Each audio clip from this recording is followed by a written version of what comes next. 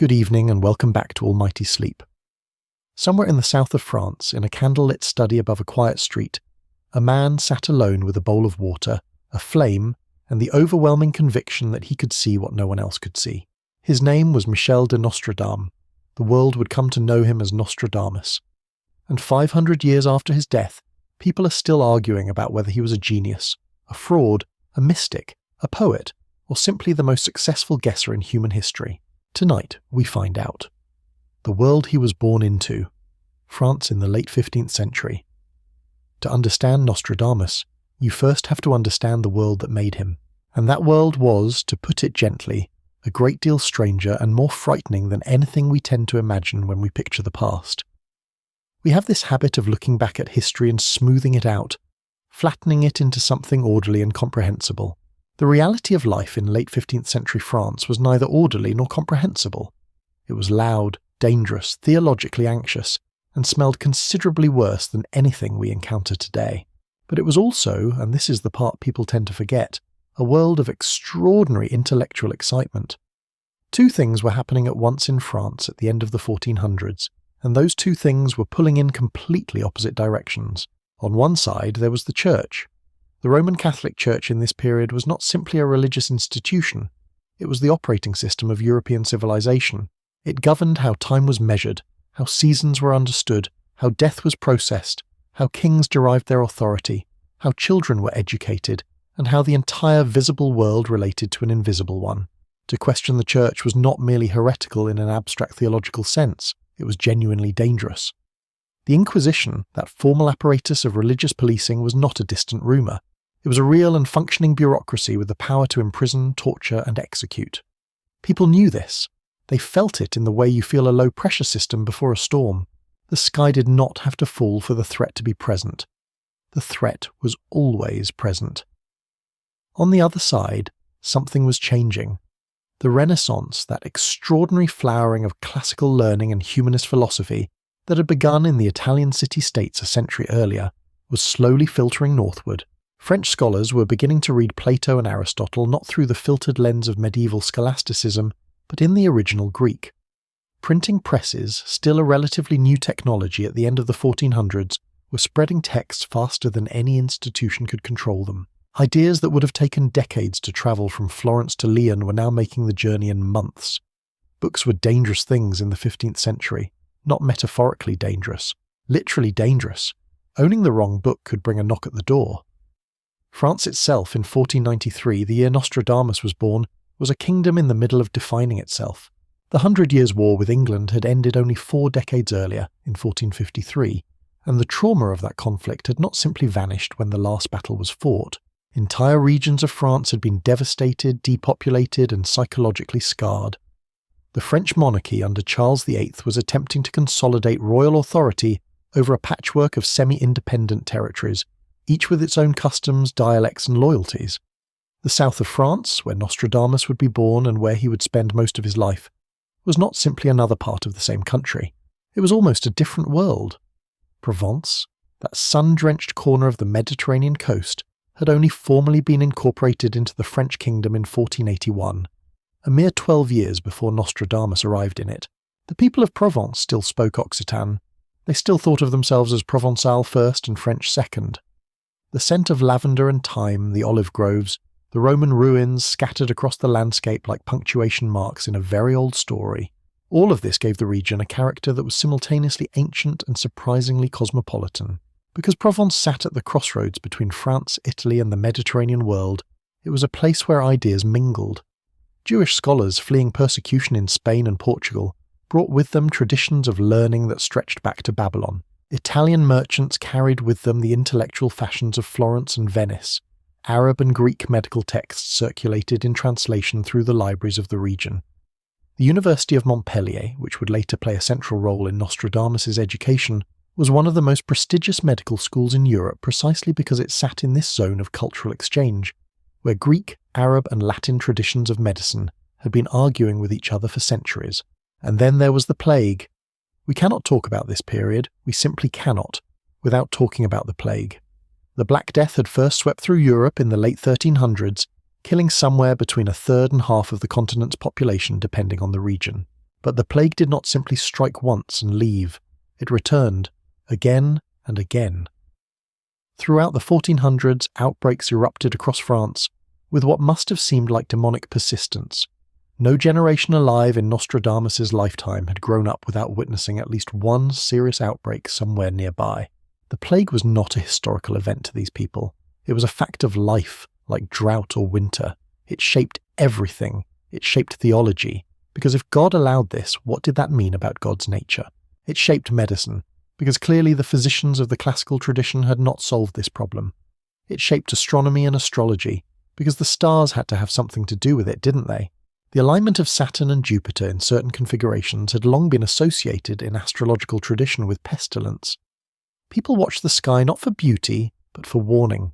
It was into this world, this beautiful, terrifying, intellectually alive, theologically fraught, plague-haunted world, that a child named Michel de Nostredame was born in the town of Saint-Rémy de Provence in the month of December, 1493.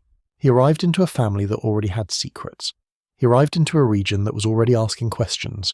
He arrived, though no one knew it yet, as someone who had spent his entire life trying to answer them. The town of Saint-Rémy itself was small and ancient. Roman ruins stood at its edges, most famously a magnificent triumphal arch and a mausoleum that dated to the age of Augustus. For a child with an imaginative mind, growing up in a landscape littered with the physical remnants of a civilization dead for over 1,000 years was not nothing. It told you something important. It told you that things ended, that even the mightiest constructions of human ambition eventually became scenery for somebody else's life, and it told you that the past was not really gone. It was just underground, or in this case conveniently above ground and perfectly well preserved, which was arguably even more thought-provoking. The French monarchy, the church, the plague, the printing press, the memory of war, the cosmopolitan currents of Provence, and the patient Roman stones of Saint-Rémy, these were the forces that shaped the world into which Nostradamus was born. They would shape everything he became, and to fully understand that, we need to look more closely at his family, because his family, as it turns out, was keeping some very significant secrets. Origins and family, the Jewish roots hidden in plain sight. The surname Nostradamus is Latin. More precisely, it is a Latinization of the French name Nostradame, which means Our Lady, a reference to the Virgin Mary. For a Jewish family that had converted to Christianity sometime in the late 1400s, adopting a name that referred to the central figure of Marian devotion was not a subtle choice. It was the kind of name you chose when you were trying very hard to signal something, when you wanted people to look at your family and see Christians, good Christians, unambiguously, enthusiastically Christian people who definitely did not have a secret library of Hebrew texts hidden behind the false panel in the back room. The story of Nostradamus' Jewish heritage is one that was suppressed during his lifetime, for entirely understandable reasons, and has been the subject of considerable scholarly debate ever since. What we know with reasonable confidence is this. His paternal great-grandfather was a Jewish physician and merchant named Astruc de Carcassonne, who lived in the town of Arles in Provence. The family later took the name Gassonnet, and eventually, under pressure that we will come to in a moment, converted to Christianity and adopted the name de Nostredame. On his mother's side, the family also had Jewish origins. His maternal great-grandfather was a physician named Abraham Salomon de Saint-Rémy, who similarly converted and became known as Pierre de Saint-Rémy. The conversions were not voluntary in any meaningful sense of that word. In the late 14th and early 15th centuries, the situation for Jewish communities in southern France and across the Iberian Peninsula had become increasingly desperate. The wave of pogroms and forced conversions that swept through Spain in 1391, the intensifying restrictions on Jewish life in France, the periodic expulsions and reinstatements, all of this created a climate in which conversion was often not a spiritual choice but a survival strategy. Those who converted became known as conversos in the Spanish tradition, or nouveaux chrétiens in French. And while conversion technically resolved the legal problem of being Jewish in a Christian kingdom, it created a different kind of problem, because the church and the societies around it never entirely trusted the converts. The suspicion that converso families were secretly continuing to practice Judaism, crypto-Jews in the terminology of the historians, was constant and sometimes violent. The Spanish Inquisition, established in 1478, was in large part specifically designed to police the converso community and root out what it called Judaizing, the secret continuation of Jewish religious practice. In this environment, what did a converso family do with its traditions? Some genuinely abandoned them, others passed them down underground through whispered instruction, through encoded texts, through the maintenance of certain practices that could be explained away as something else, and others did something more subtle still. They kept the intellectual traditions alive while letting the specifically religious ones fade. The study of Hebrew language, the Kabbalistic tradition of textual interpretation, the methods of astrological calculation that had been refined by Jewish scholars across centuries, all of these could be maintained as scholarly pursuits rather than religious ones. A man could study the Zohar as a philosopher rather than as a practicing Jew. He could maintain the Hebrew astronomical tables without it being an act of religious observance. This distinction was thin, and the Inquisition knew it was thin, but it was the distinction that kept people alive. Nostradamus' grandfathers on both sides of his family were physicians, and this is not coincidental. Medicine in this period was one of the few professions genuinely open to converso families. The tradition of Jewish medicine was ancient and well regarded. Physicians were needed by everyone, including kings and bishops who might otherwise have very little use for people of Jewish origin. Being a doctor gave you social utility that could outweigh other suspicions. It gave you access to libraries. It gave you a professional reason to read widely, to maintain contact with scholarly networks, and to discuss ideas that might otherwise attract dangerous attention. When you were a physician consulting a Latin text, you were doing your job. When you were a Jewish scholar consulting the same text, you were potentially doing something else. Jean de Saint-Remy, Nostradamus' maternal grandfather, was a particularly significant figure in his formation. Jean was a physician to René of Anjou, the Duke of Provence, a position of considerable prestige. He was also, by all accounts, a man of wide learning who combined medical practice with an interest in mathematics, astrology, and what the period called natural philosophy. The relationship between medicine and astrology in the 15th century was not the absurdity it might appear to us today. Astrological charts were used to determine the best times for bloodletting, to understand the constitutional type of a patient, to predict the course of illness. It was not superstition layered on top of medicine, it was medicine. Jean de Saint-Remy taught his grandson both, and he did it in a particular way, which multiple later accounts describe as teaching the boy at night, under the stars, combining lessons in astronomy with lessons in what we might call wisdom. The grandfather who teaches the child to read the sky while also teaching him to read people. This is an image that Nostradamus himself clearly treasured.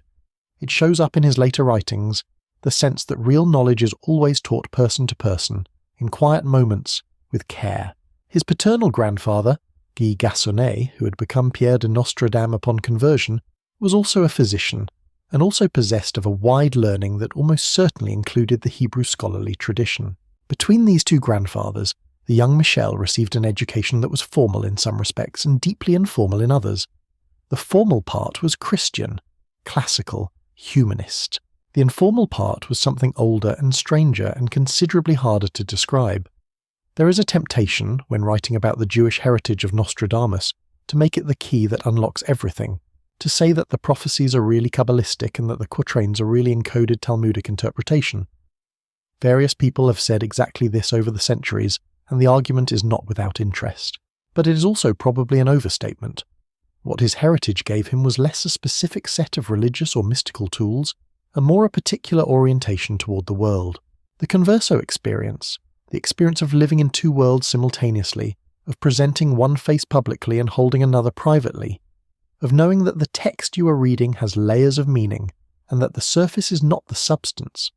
All of this shaped how he thought and how he wrote. The deliberate obscurity of his quatrains makes a certain kind of sense when you understand that he grew up in a family where saying the wrong thing clearly could get you killed. Ambiguity was not a literary affectation, it was a survival skill. A boy who asked too many questions. Childhood and early education. There is something both appealing and slightly exhausting about very clever children. They ask questions that no one has prepared an answer for. They notice things they are not supposed to notice. They take the edges of acceptable inquiry and quietly push past them to see what happens. Everyone who knew the young Michel de Nostredame seems to have understood quite quickly that they were dealing with this particular kind of child. He was born, as we have established, in December of 1493, the first of 5 sons of Jaume de Nostredame and Renière de Saint-Remy. The family was comfortable but not wealthy. His father was a notary, a respectable profession that placed the family somewhere in the middling ranks of provincial society, above the peasantry, below the nobility, in that broad and often anxious zone of the educated burgher class. Notaries in this period were keepers of documents and legal instruments. They dealt in precision, in the careful recording of transactions and agreements. It is perhaps not entirely irrelevant that Nostradamus, who would later become famous for writing in a way that was almost deliberately imprecise, grew up in a household where the precise written word was a professional and financial necessity. Saint-Rémy in the late 1400s was a small market town of perhaps a few thousand inhabitants. It sat in the Alpilles, that chain of low limestone hills in the heart of Provence, surrounded by olive groves and lavender fields, and the kind of austere Mediterranean landscape that seems designed to make you philosophical whether you want to be or not. The Roman ruins at the edge of town, the Glanum site, were simply part of the scenery. No one thought of them as a tourist attraction. They were just there, as they had always been, older than memory, a permanent reminder that the present is always somebody else's past. Michel's early education was conducted largely at home, under the supervision of his maternal grandfather, Jean de Saint-Rémy, who lived nearby and took what appears to have been an intense personal interest in the boy's development. This grandfather-grandson relationship is one of the few genuinely documented warm relationships in Nostradamus' early life, and its importance cannot be overstated. Jean de Saint-Rémy was not simply a tutor. He was the conduit through which an entire tradition was passed. He taught Michel Latin and Greek, which was not unusual for an educated child of the period. He taught him mathematics and the rudiments of natural philosophy. And he taught him astrology, which in this period was not a supplement to serious learning but an integral part of it. The teaching of astrology to a child in the late 15th century did not mean what it might mean today. It did not mean reading sun signs and telling someone they were going to meet a tall stranger. It meant at minimum a rigorous study of mathematics, because the calculation of an astrological chart required considerable arithmetic skill. It meant a study of astronomy, because you had to know where the planets actually were before you could interpret their significance. It meant familiarity with the classical texts of Ptolemy and later Arabic astronomers who had extended and refined his work, and it meant engagement with a complex symbolic system that had been refined over 2,000 years and that carried within it layers of medical, philosophical and spiritual meaning. The young Michel apparently took to this material with an enthusiasm that both pleased and slightly unnerved his grandfather. There are accounts, some probably embellished by later hagiographers, who loved their prophets to have been precocious, of the boy making predictions about small local events, about the weather, about the outcomes of arguments, about which of the town's pregnant women would have a son and which a daughter. These stories need to be treated with caution. Every prophet in every tradition has a story about extraordinary childhood gifts, and these stories are the kind of thing that gets attached to legends regardless of their factual basis. But underneath the hagiographic layer there is probably something real. A child who is being taught to observe, to correlate, to look for patterns in the movement of planets and the behaviours of people, would naturally begin to apply those skills in everyday contexts. And occasionally, if the skill is genuine, he would be right. And when a child is right about something unusual, people remember. His grandfather also, according to several accounts, taught him Hebrew. This is significant. Hebrew in 15th century Provence was not a language you learned casually. It was not taught at the local school. It was not useful for commercial transactions or social advancement. The only reason to teach a child Hebrew in this context was to give them access to a particular body of literature and thought. The scriptures in their original form, yes, but also the vast tradition of commentary and interpretation, the Talmud, the Midrash, the mystical tradition of the Kabbalah with its elaborate numerological and symbolic systems. Whether Michel engaged seriously with all of this or absorbed only fragments is impossible to say with certainty, but the traces are there in his later work. The number symbolism, the layered meanings, the sense that text always contains more than it appears to contain. These are habits of mind that belong to a particular tradition, and that tradition was the one his grandfathers lived in. His formal education eventually took him beyond the household. He was sent for a time to study with the Franciscans, and later his parents sent him to Avignon to continue his studies. Avignon had been the seat of the papacy in the 14th century, and even after the popes had returned to Rome, the city retained an extraordinary density of libraries, scholars, and ecclesiastical learning. It was a place where a curious mind could find things to read, which was, in the 15th century, not something you could take for granted. Michel studied classical literature, rhetoric, philosophy, and continued his mathematics and astronomy. He was described by contemporaries as quick, argumentative, and not particularly easy to teach, in the sense that he had a tendency to have opinions about things before he had been told what his opinions should be. Teachers in this period generally did not regard this as an asset. There is a moment in his time at Avignon that is sometimes cited in later biographies, though it should be acknowledged that its source material is not entirely reliable. The story goes that a group of fellow students were teasing him about his enthusiasm for astronomy, asking him why he spent so much time looking at the sky when there was perfectly good Latin prose to be memorized. And he apparently responded by saying something to the effect that he was studying things that would be of use when most of the things they were memorizing had already been forgotten. Whether he actually said this or not is less important than the fact that people believed he was the kind of person who would say it. The reputation was being formed even before the events that would justify it. His parents intended him to study law. This was the practical choice for a boy of his background and intelligence, the path that led to a stable and respected professional life. But Michel had different ideas. He wanted to study medicine, and medicine, it turned out, was where the real education of Nostradamus was about to begin. The university years, Montpellier and the making of a doctor. The University of Montpellier was, in the early 16th century, one of the most remarkable institutions of learning in Europe. It had been founded in the 12th century, and had from its earliest days drawn on a confluence of medical traditions that was unique to the Western Mediterranean world. Arab physicians, Jewish scholars, and Latin academics had all contributed to its curriculum. The Arabic texts of Avicenna and Averroes sat alongside the Greek texts of Hippocrates and Galen. The practical empiricism of Jewish medical tradition argued with the systematic theorizing of scholastic philosophy. For a student arriving in Montpellier around 1513, when Nostradamus enrolled at approximately the age of 19, it was simultaneously the most intellectually stimulating and the most intellectually frustrating place in France. The frustrating part was this. Despite its rich inheritance of multiple medical traditions, the university in the early 16th century was in the grip of a particular conservative scholasticism that valued the authority of ancient texts over the evidence of direct observation. Galen said this about fevers, therefore this was what was true about fevers. Avicenna prescribed this treatment for plague, therefore this was the treatment. Never mind what you actually saw when you looked at the patient. Never mind that the treatment did not seem to be working. The text was authoritative and the text said what it said. Nostradamus was not temperamentally suited to this approach. This is putting it mildly. He had grown up in a household where direct observation was valued, where his grandfather had taught him to correlate the positions of planets with observable phenomena, where practical medicine and theoretical medicine were understood as different things that needed to talk to each other. He had, by the time he arrived at Montpellier, probably already seen more practical medical work than most of his fellow students. His grandfathers had both been practicing physicians. He would have accompanied them on patient visits. He would have seen what worked and what did not work, or at least what seemed to work and what seemed not to work, which in 16th century medicine was often the best you could do. He arrived at the university and almost immediately began arguing with people. The curriculum required students to study primarily from texts, to learn through commentary and disputation, to demonstrate mastery of the authorities, rather than to conduct independent investigation. Nostradamus chafed under this. He was also, and this is mentioned in several contemporary accounts, someone who had been gathering his own remedies and herbal preparations for some years, experimenting with combinations of plants and compounds based on his reading and his observations. This was not the kind of thing the university officially encouraged.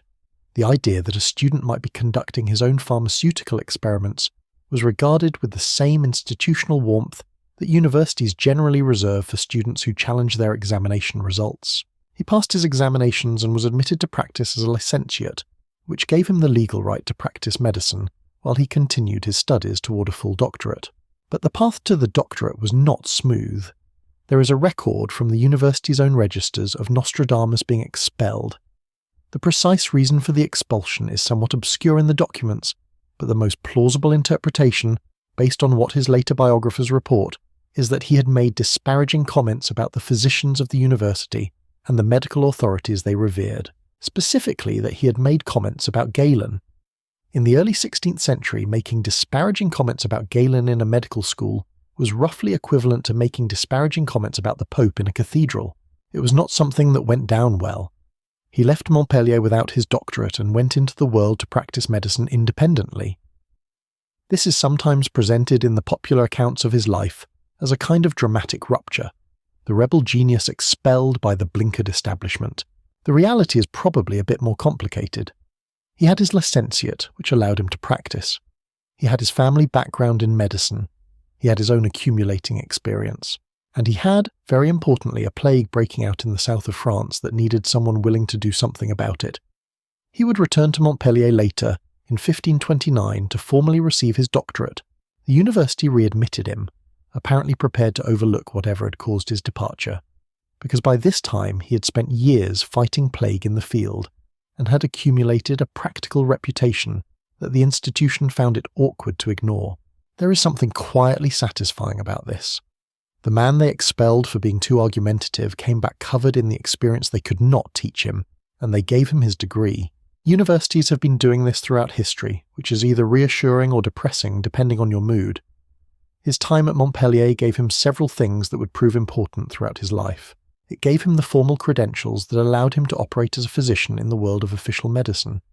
It gave him a network of scholarly contacts, including at least one friendship that would prove lasting and significant, with the physician Julius Caesar Scaliger, one of the most learned men in Europe.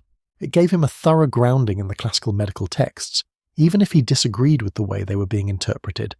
And it gave him, perhaps most usefully, a very clear sense of the gap between what official medicine claimed to know and what it actually knew.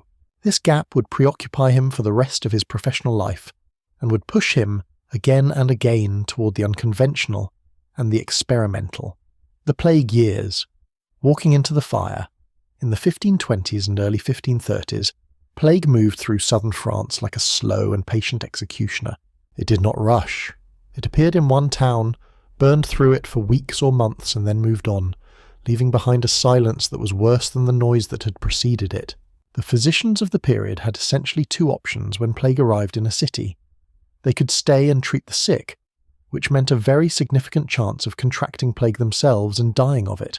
Or they could leave, which is what most of them did. The wealthy fled. The physicians fled. The clergy fled, though with somewhat more reluctance and guilt. The poor stayed because they had nowhere else to go, and they died. Nostradamus stayed. This is not a small thing. This was a genuinely courageous choice, made at a time when courage of this particular variety usually had fatal consequences. He had his reasons, which were probably a mixture of professional obligation, intellectual interest, and something harder to quantify. A sense that this was where the real knowledge was, in the actual rooms where people were actually sick, rather than in libraries discussing what Galen had thought about rooms where people were actually sick. His approach to treatment was unconventional, and in some ways genuinely forward-thinking, which is a somewhat ironic thing to say about a man who is famous for predicting the future. He rejected the standard treatment of the period, which relied heavily on bloodletting, purging, and the application of various compounds that had been prescribed by classical authorities without much apparent benefit to anyone. Instead, he experimented. He developed what he called his rose pills, preparations made from rose hips and other plant materials that were high in what we would now recognize as vitamin C, along with various aromatic herbs. He insisted on fresh air, on cleanliness, on removing patients from contaminated environments where possible. He was, in essence, practicing a proto-public health approach to infectious disease management at a time when the germ theory of disease was still 300 years in the future. Did it work? The honest answer is that we cannot be entirely sure. The accounts of his success rate come largely from Nostradamus himself and from admiring later biographers, neither of whom are the most objective possible sources. What we can say is this. He travelled through plague-stricken towns in the Aude, the Hérault, and the Gard regions of southern France over a period of several years, and he survived. He treated a very large number of patients, and his reputation grew rather than fell, which suggests that his results were at least sufficiently better than average that people noticed the difference. In Narbonne, Carcassonne, Toulouse, and Bordeaux, his name became known as that of a physician who would come when others would not, and who had developed treatments that seemed, at least sometimes, to work. He was also, during these years, developing his study of herbal medicine and pharmacy with a seriousness that went well beyond standard practice. He was not simply using the preparations his grandfather had taught him. He was reading widely, experimenting systematically, and beginning to think about the relationship between plant chemistry and human physiology in ways that the standard medical curriculum had not addressed. His later publication of a cookbook and a treatise on cosmetics and jams might seem like a strange sideline for a famous prophet, but it makes complete sense when you understand this period of his life. He was fundamentally a practical chemist who believed that the physical world contained remedies for human suffering if you were observant enough and patient enough to find them. There are stories from these years that are impossible to verify but that feel somehow characteristic. In one town, he is said to have insisted that the victims of plague be buried outside the town walls rather than in the churchyard, which was the custom. The churchyard was in the middle of the town. Burying plague victims there and then continuing to draw water from wells nearby was, from a public health perspective, not ideal. The town authorities resisted because it was disrespectful to the dead and contrary to custom. Nostradamus apparently argued the point with considerable force. Whether the town followed his advice or not varies depending on which account you read, but the instinct, the practical epidemiological instinct that you do not bury infectious bodies in close proximity to drinking water, was sound. It was the kind of instinct that came from watching carefully rather than from reading Galen. The plague years gave him something else as well. They gave him an intimate and unmediated relationship with death. Not the abstract death of philosophy, the philosophical question of mortality that every educated person of the period was expected to have thought about. Actual death. The smell of it, the sound of it, the way a human body looks in the last hours of fever, the way a family disintegrates when a father or mother is taken suddenly. He sat with dying people for years. He listened to them. He watched them. He tried to help them and often could not. This left a mark that you can feel, if you pay attention, in everything he wrote afterward. The quatrains are not optimistic documents. They are the work of someone who has seen a great deal of human suffering, and who has arrived at a position that is neither hopeful nor despairing, but something more patient than either, something that knows that things end and that things also continue, and that the relationship between those two facts is the most important thing there is. The tragedy that broke him. The death of his first family. In the early 1530s, between his years of plague work, Nostradamus settled for a time in the town of Agen, in the Gascony region, in the southwest of France. It was here, under circumstances that are not entirely clear from the surviving documents, that he married for the first time. His wife's name is not recorded with certainty, which is itself a kind of poignancy. The woman who had become the greatest grief of his life has not left her name in history. She's sometimes called Anne, sometimes referred to simply as a woman of good family. They had children together, a boy and a girl, though again the exact number is somewhat uncertain. They built a life. He had his medical practice, his friendship with Julius Caesar Scaliger in nearby Aegian, his studies, and presumably the ordinary texture of domestic existence that history tends not to preserve because it is not dramatic enough. And then plague came again. It came for his wife. It came for his children. They died. The speed with which this happened, the complete and total erasure of the life he had built, is something that the brief surviving references to this period in his later writings do not fully convey. He had spent years fighting plague.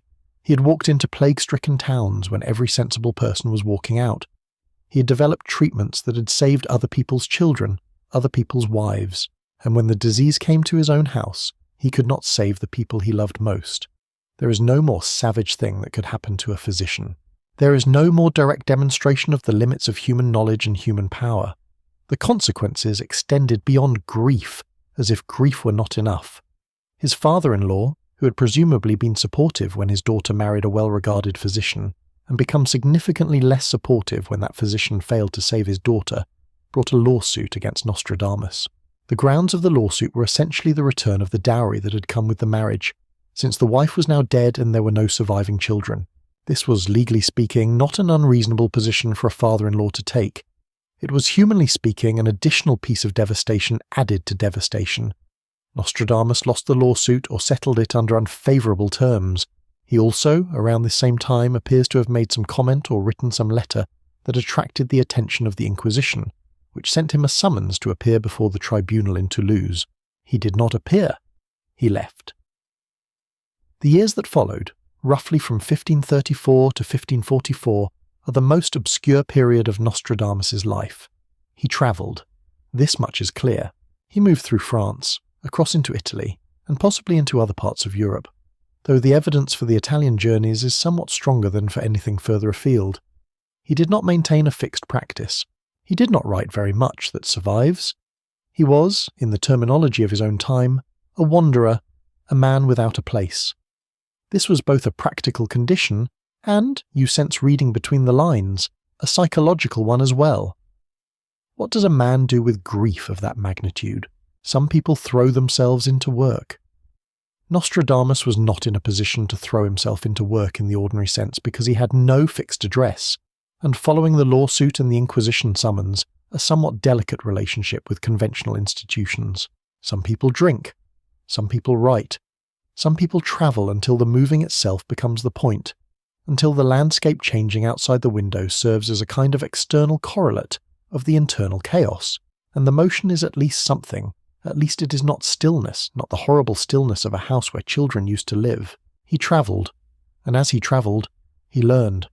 This is the other thing the wandering years gave him, alongside whatever private process of grief and reconstruction was happening beneath the surface. He met people, he saw things, he read texts that he would not have had access to if he had stayed in Aegean with his medical practice and his settled domestic life. He encountered alchemists and astrologers and Kabbalists and herbalists, and people who claimed to know things about the structure of time and fate and the future that no one had ever successfully taught him in a formal educational setting. Whether those people actually knew what they claimed to know is a separate question. The point is that he listened to them, and what he heard went into the deep place where ideas go when they have not yet become anything, when they are still just seeds, and something was already growing in there in the dark. Italy and the occult underground. The knowledge he brought home. Italy in the 1530s and 1540s was the intellectual capital of the Western world. The Renaissance had by this point spread far beyond the original Florentine circles that had invented it. The Platonic Academy, founded by Cosimo de' Medici in the previous century and given intellectual life by the extraordinary Marsilio Ficino, had produced a synthesis of Neoplatonic philosophy, Hermetic magic, Christian theology, and classical scholarship that was unlike anything that had existed before in the European tradition. The ideas of this synthesis had radiated outward from Florence, filtering through Venice, through Rome, through Naples, through the scholarly networks of Italy and beyond. By the time Nostradamus arrived in Italy, this tradition was at its height, and simultaneously beginning to face serious institutional resistance. The Hermetic tradition, as it is usually called, drew on a body of texts supposedly written by Hermes Trismegistus, a legendary figure identified with both the Egyptian god Thoth and the Greek god Hermes.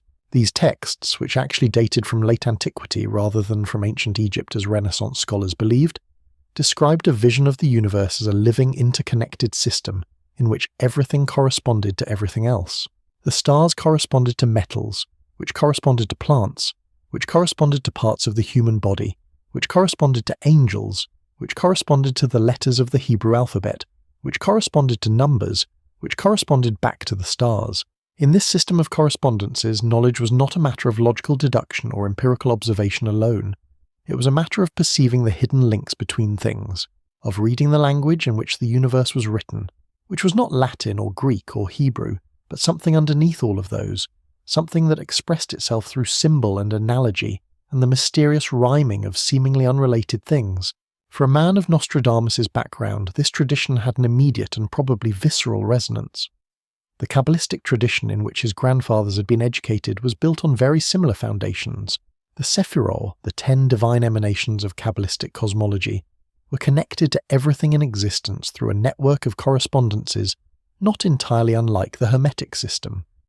The numerical mysticism of gematria, in which the letters of Hebrew words were converted into numbers, and those numbers were understood to reveal hidden connections between concepts, operated on the same basic assumption that the universe spoke in code and that the code could be read.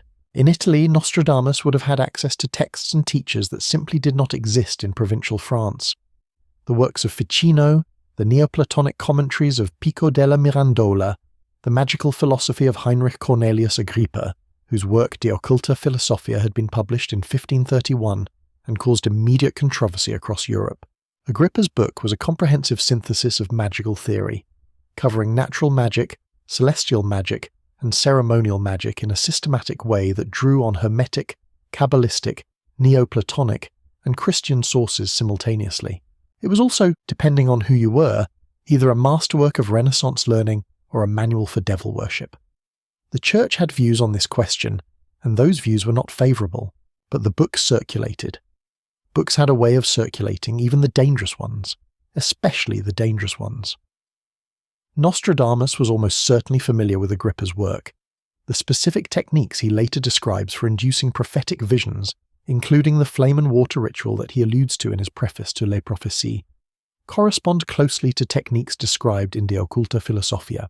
The ritual involved gazing into a reflective surface, either a bowl of water with a candle beside it or a polished mirror, after appropriate preparation, which included fasting, meditation, and the invocation of specific celestial spirits. The practice was known as scrying or katoptromancy, and it had a very long history in both Western and Eastern magical traditions. What Agrippa brought to it was a theoretical framework, an explanation of why it might work based on the idea that the human soul in certain prepared states could become permeable to the influences of higher spheres. Whether Nostradamus believed in this framework in a literal sense, or used it as a practical technique for entering a particular state of consciousness, without necessarily accepting the metaphysical superstructure, is a question that cannot be answered with certainty. He was, by all accounts, a sophisticated thinker, who was also genuinely shaped by the intellectual currents of his time. The distinction we tend to make between sincere metaphysical belief and pragmatic use of psychological technique would not have been as clear to him as it is to us. He lived in a world where those two things were not yet fully separated. He also read voraciously. His surviving library list, fragmentary though it is, includes classical histories, astronomical tables, astrological texts, medical works, philosophical treatises, and books that occupied the interesting grey zone between scholarly respectability and outright magic.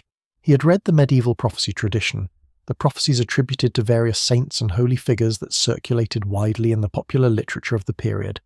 He had read the ancient oracles, the Sibylline books in their various forms, the prophetic poetry of classical antiquity. He was building something, even in these wandering years, even in the grief and the displacement.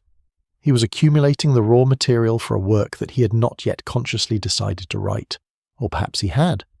Perhaps the decision had already been made somewhere beneath the level of conscious thought, in the place where the greatest creative decisions are always made. He came home to Provence carrying everything he had learned and everything he had survived, and he was ready to start again. Returning home. The second marriage and a new life in Salon de Provence. Sometime around 1544, Nostradamus returned to Provence. The wandering was not entirely over. He would continue to travel for his medical work, but the period of rootless drifting was drawing to a close. He was 51 years old. He was tired, probably, in ways that went beyond the physical. He had carried his grief for a decade, and he had filled those years with motion and learning and the company of strangers. Now he wanted something different. He settled in the town of Salon de Provence, a small city of perhaps several thousand inhabitants that sat on the plain between the Alpilles and the Luberon mountains, roughly equidistant between Arles and Aix-en-Provence. It was not Saint-Remy, where he'd grown up, but it was the same landscape, the same Provençal light, the same olive trees and lavender and limestone. It was close enough to the past to feel like belonging, and far enough from it not to be haunted. In 1547, he married Anne Ponsard, a widow of good social standing from Salon. Unlike his first marriage, of which we know almost nothing, his second marriage is considerably better documented. Anne was described by contemporaries as a woman of intelligence and practical competence, which in the 16th century was high praise of the most useful kind. They would have 6 children together, 3 sons and 3 daughters, and the marriage appears to have been genuinely happy, or at least genuinely stable, which in a 16th century marriage was not always a distinction that mattered very much.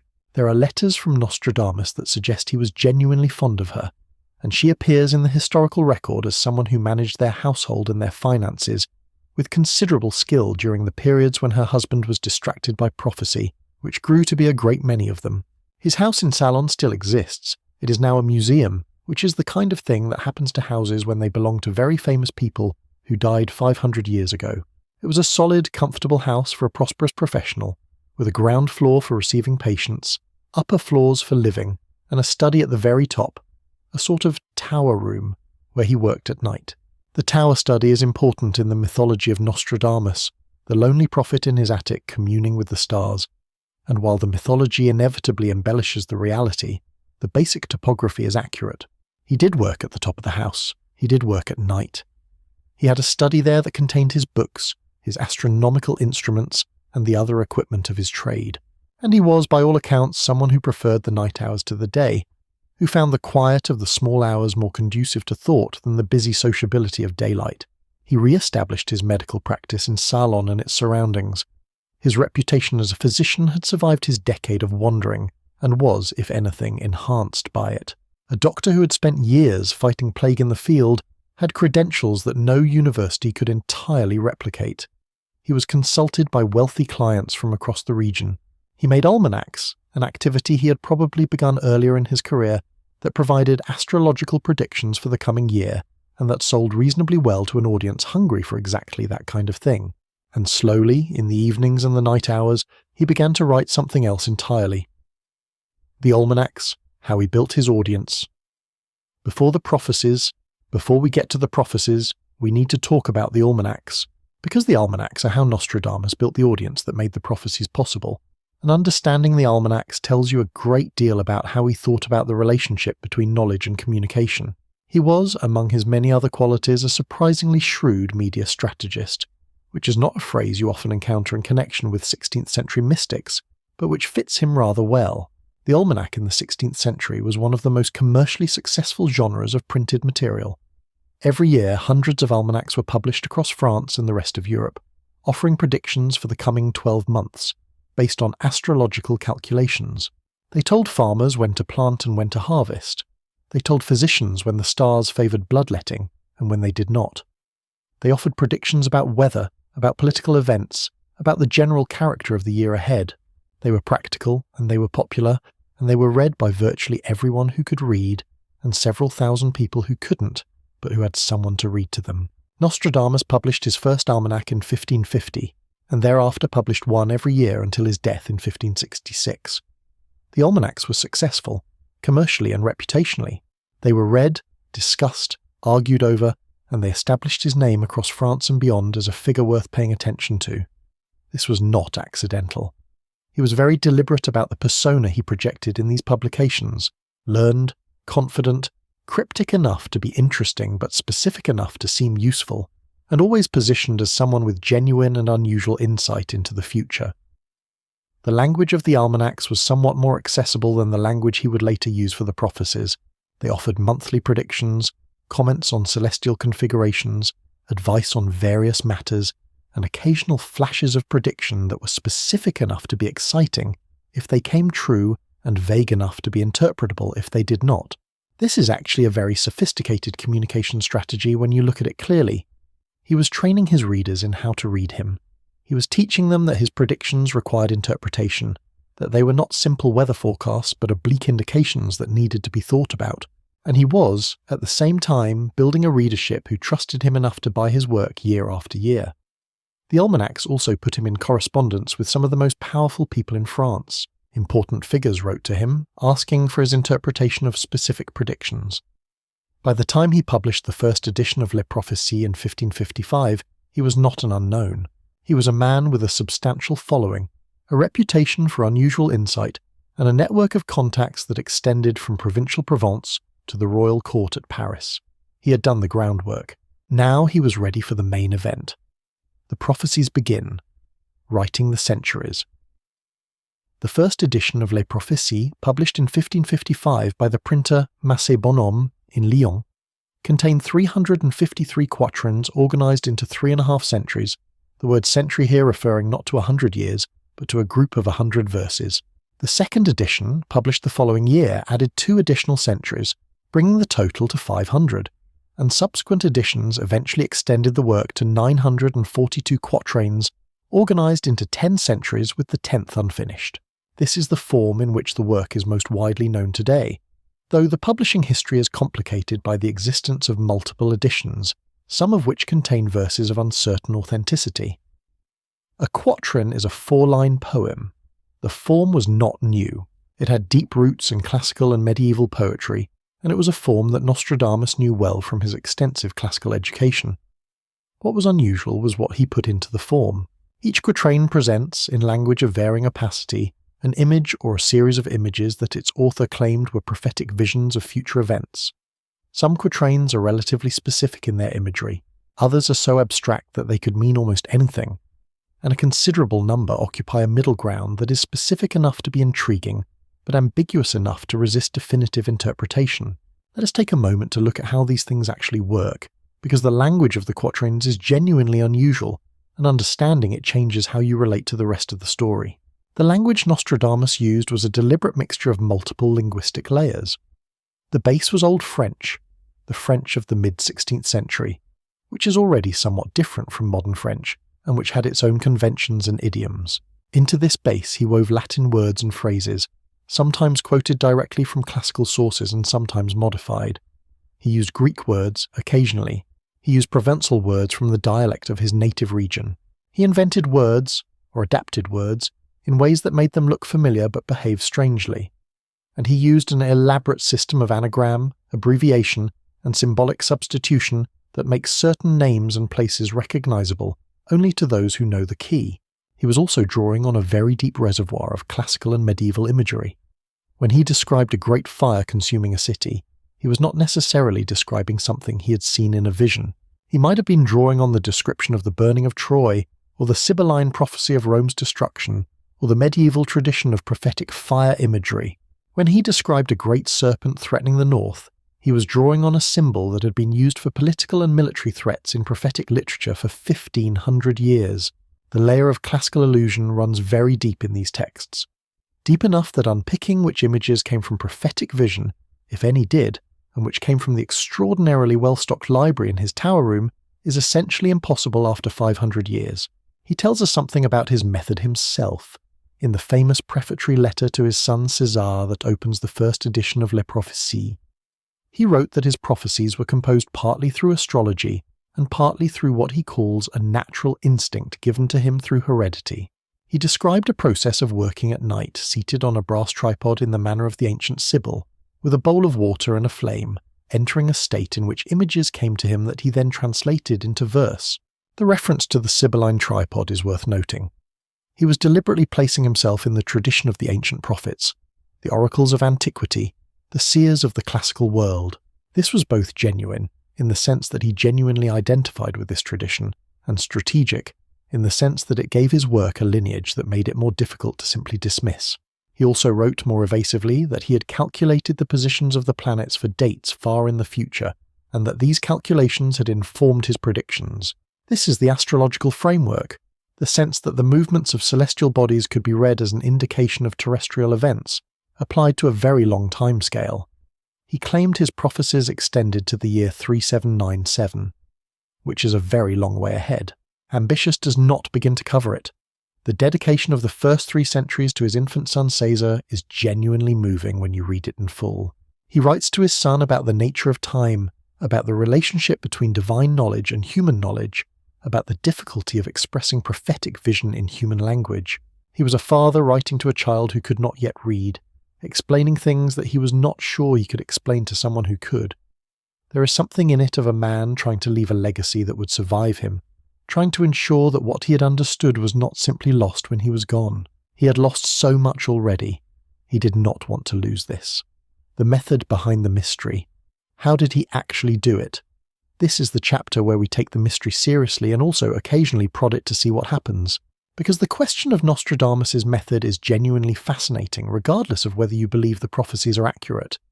And the honest answer to how he did it is not that he was a fraud, and it is not that he was a genuine prophet. The honest answer is considerably more interesting than either of those. Let us start with what we can say with reasonable confidence. He was an extremely well-read man with access to an unusual breadth of classical, medieval, and contemporary texts. This is not trivial. He had read the ancient prophetic literature, the Sibylline oracles, the prophetic poetry of Virgil in the 4th Eclogue, which had been interpreted as prophecy of Christ throughout the medieval period, the medieval political prophecies that circulated widely in manuscript form, the astrological tradition in its full complexity, and the Hermetic and Kabbalistic literature that gave him a framework for thinking about hidden correspondences in the world. He also knew history. He knew it in considerable depth. And history read carefully does have patterns. Not perfect patterns, not the kind that let you predict specific events with specificity, but general patterns of the kind that let you say things like powerful leaders often come from the edges of established empires, or that periods of religious upheaval tend to produce violence that outlasts the initial conflict, or that famines and plagues tend to produce political instability. These are not prophecies. They are the kind of broad structural observations that any careful student of history arrives at. But in the right language, dressed in the right imagery, they can look like prophecy when the pattern repeats itself, which it invariably does. The scrying practice, the bowl of water and the flame, is worth taking seriously as a psychological technique even if you are not prepared to take it seriously as a metaphysical one. There is a great deal of evidence from psychology and cognitive science about the way that certain altered states of consciousness, states of relaxed, unfocused attention, allow the mind to make connections and generate images that do not emerge in ordinary waking thought. The practice of staring at a reflective surface in a dark room after a period of fasting and meditation would produce something like this. The mind, freed from the immediate demands of directed attention, would begin to generate imagery that drew on its entire stored library of reading, experience and association. Whether that imagery was in any meaningful sense prophetic is a question that depends on your metaphysics. But as a technique for accessing the less conscious parts of the mind's processing, it is not implausible. The astrological framework gave him a way to organize and date what emerged. The basic method was this. He would take a celestial configuration, a particular alignment of planets that he could calculate would occur at some future date, and then he would meditate on what that configuration historically and symbolically implied. Saturn entering a particular sign had historically been associated with plague. Mars in conjunction with certain other planets had historically been associated with war. Jupiter in certain positions with political change. He would combine these astrological significators with the imagery from his scrying and with his knowledge of historical patterns, and he would arrive at a set of images that he believed described likely events around the date in question. Then he would translate those images into verse, and this is where the deliberate obscurity came in. He has explained this himself somewhat obliquely in the preface to Les Prophéties. He wrote that he had deliberately obscured his prophecies so that they could not be used to harm anyone in the present or near future, but would be understood in retrospect by those who knew how to read them. This is usually interpreted as political caution, the desire not to make specific predictions about living rulers that might get him into trouble with the Inquisition or with the rulers themselves, and there is certainly truth in this. Making a specific prediction about the death of a specific king was the kind of thing that could bring a man before the Inquisition very quickly, but there may also have been a more fundamental reason for the obscurity, a reason that has to do with the nature of prophetic vision itself as he understood it. If the images that came to him were symbolic rather than literal, if they were the mind's way of encoding a pattern rather than a clear picture of a specific event, then the translation into verse was not a simplification, but a representation of that symbolic character. The verse was deliberately ambiguous because the original vision was ambiguous. It captured a quality, a shape, a tendency, rather than a specific outcome, and the encoding in multiple linguistic layers, the Latin and Old French and Greek and Provençal and invented words, was a way of preserving that multi-layered quality in the text itself, or he was deliberately obscuring things to avoid getting in trouble, while maintaining maximum interpretive flexibility. Both things can be true simultaneously. Catherine de' Medici and the court of France. When the prophet met the queen. In the summer of 1555, a letter arrived at the house in Salon from the royal court. The letter was not from a clerk or a minor official. It came in effect from the Queen of France herself. Catherine de' Medici, the Italian-born wife of King Henry II of France, had read Les Prophéties. She was, to put it mildly, interested to the point of wanting the author to come to Paris. And when the Queen of France expressed interest of this kind, you went to Paris. Catherine de' Medici deserves a moment of her own here, because she is one of the most fascinating and least fairly treated figures in the whole of this story. She was a Medici, from the family that had essentially funded the Italian Renaissance, born in Florence in 1519 and married to the French Dauphin when she was 14 years old. Her marriage to Henry was not a love match. Henry had a long-standing relationship with his official mistress, Diane de Poitiers, who was older than Henry and considerably more influential at court than Catherine herself for much of the marriage. Catherine endured this with remarkable composure, at least publicly, and compensated for her social marginalization by developing formidable skills in the arts of patronage, observation, and political calculation. She was also deeply interested in astrology and the occult arts. This was not unusual for a woman of her background. The Medici family had patronized scholars in the Hermetic tradition for generations. Her great-uncle Lorenzo de' Medici had personally supported Marsilio Ficino and the Platonic Academy. Astrology was a serious court art, not a fairground entertainment, and anyone wanting to understand the movements of European politics in the 16th century did well to understand the celestial configurations that were understood to be influencing them. Catherine maintained court astrologers throughout her years as queen, of whom the most famous was Nostradamus himself, though that formal appointment came later. Nostradamus travelled to Paris in the summer of 1555. The journey from Salon to Paris in the 16th century was not a comfortable one. He was 61 years old and suffering from what appears to have been gout, a condition that made long journeys particularly unpleasant. He travelled by mule, the standard conveyance for someone of his social standing who was not young, and the journey took several weeks. He arrived, by some accounts, somewhat the worse for wear, but in good enough intellectual form to make an impression. The meeting with Catherine took place in the royal palace.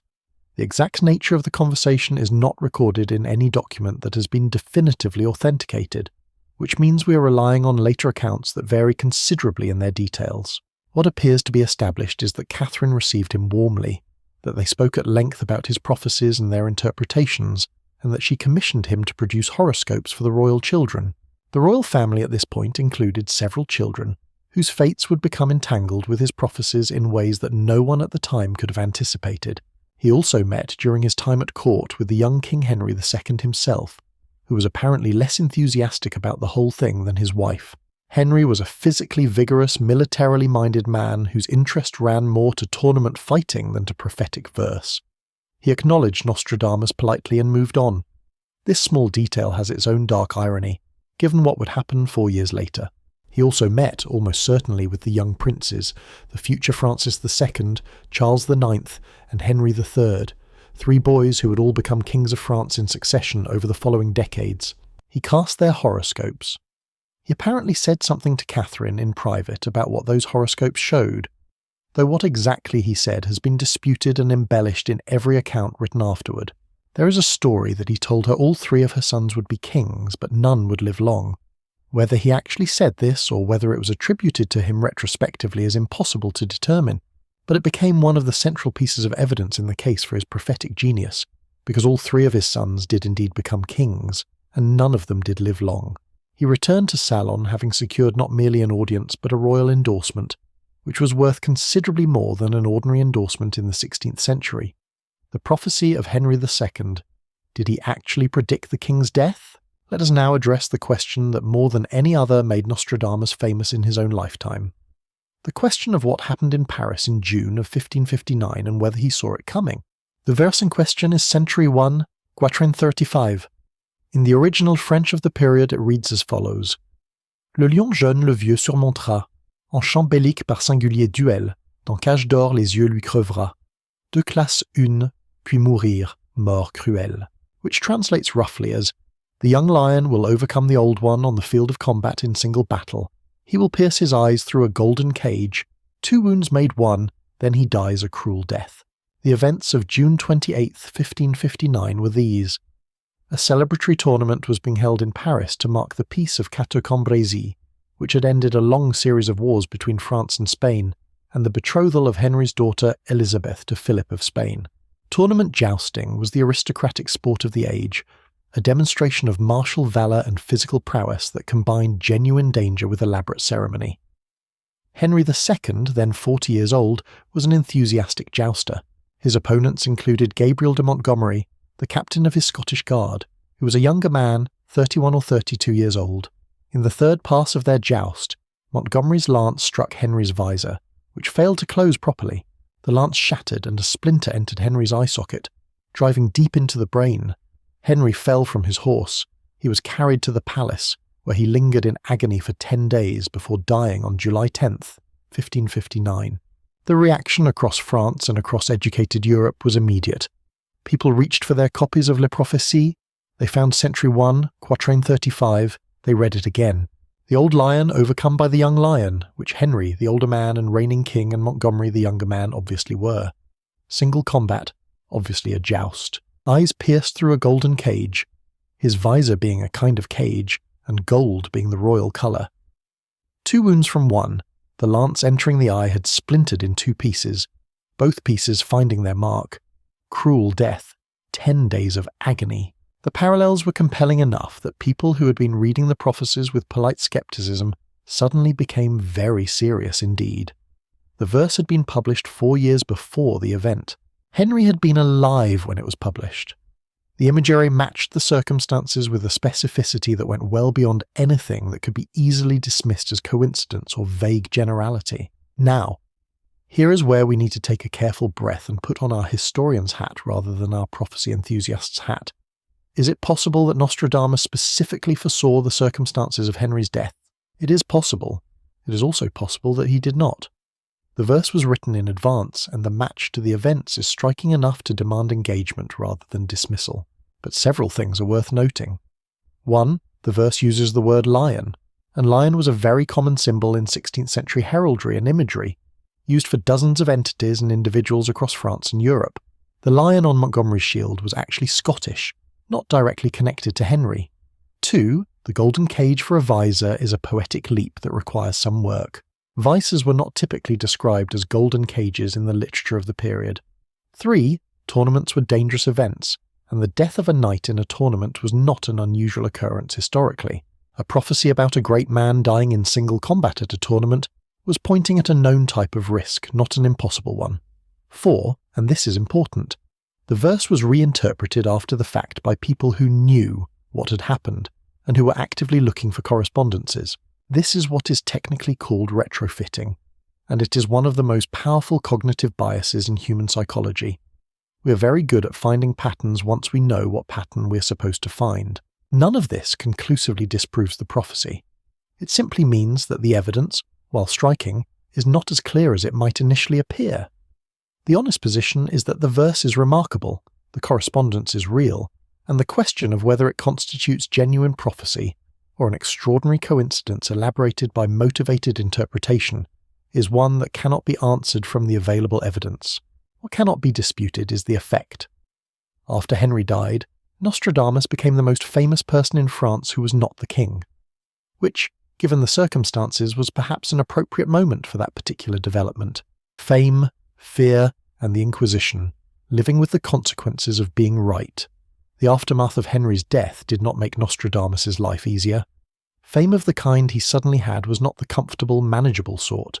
It was the overwhelming, threatening, obligation-generating kind. Letters arrived at Salon in quantities that he found genuinely difficult to manage. Requests for private consultations came from nobles, merchants, churchmen, and ordinary people across France and from abroad. He was asked to predict the outcomes of battles, the courses of illnesses, the futures of businesses, the births and deaths of children. He was asked questions he could not answer, and expected to have insights he may not have had, and was required, constantly, to be more than he was. And from another direction entirely, the attention of the Inquisition continued to press against him. The official church's position on prophecy was nuanced in theory and alarming in practice. In theory, the church acknowledged that God could grant prophetic vision to individuals, as he had done to the Old Testament prophets. In practice, it was very suspicious of any individual who claimed such gifts on their own authority, particularly when that individual appeared to be using methods, gazing into bowls of water, consulting planetary tables, drawing on hermetic and possibly Kabbalistic traditions that smelled rather strongly of magic. Magic was not allowed. Magic was the business of demons. The Inquisition had a strong professional interest in anything that smelled of demons. Nostradamus navigated this with considerable care. He was very deliberate in his public statements about the source of his prophecies. He consistently described them as arising partly from divine inspiration and partly from astrological calculation, never from magic. He never claimed to communicate with spirits or demons. He always presented himself as a devout Catholic who was using natural philosophical methods to extend human understanding within the limits that God permitted. This presentation was not entirely false. He probably did believe this about himself, but it was also strategically designed to make the Inquisition's job as difficult as possible. He was summoned to appear before the Inquisition more than once during the years following Henry's death. The summons, as far as we can tell from the surviving documents, were resolved without trial. Whether this was because the inquisitors were satisfied by his explanations, or because his royal connections made prosecution politically awkward, or because the evidence against him was simply not specific enough to build a case, is not entirely clear. The most likely explanation involves all three factors simultaneously. He was protected partly by his own careful management of his public image, partly by the genuine ambiguity of what he was actually doing, and partly by the fact that going after the man who had apparently predicted the death of the king would have been a very delicate business in the political atmosphere of 1559 and the early 1560s. He also had patrons. Catherine de' Medici, as Queen Mother following Henry's death, remained interested in him. The new young king, Francis II, who had been one of the children whose horoscopes Nostradamus had cast during his Paris visit, did not long survive his father, dying in 1560. His successor, Charles IX, was also a child, and Catherine ruled as regent. She continued to correspond with Nostradamus and to regard him as a useful advisor.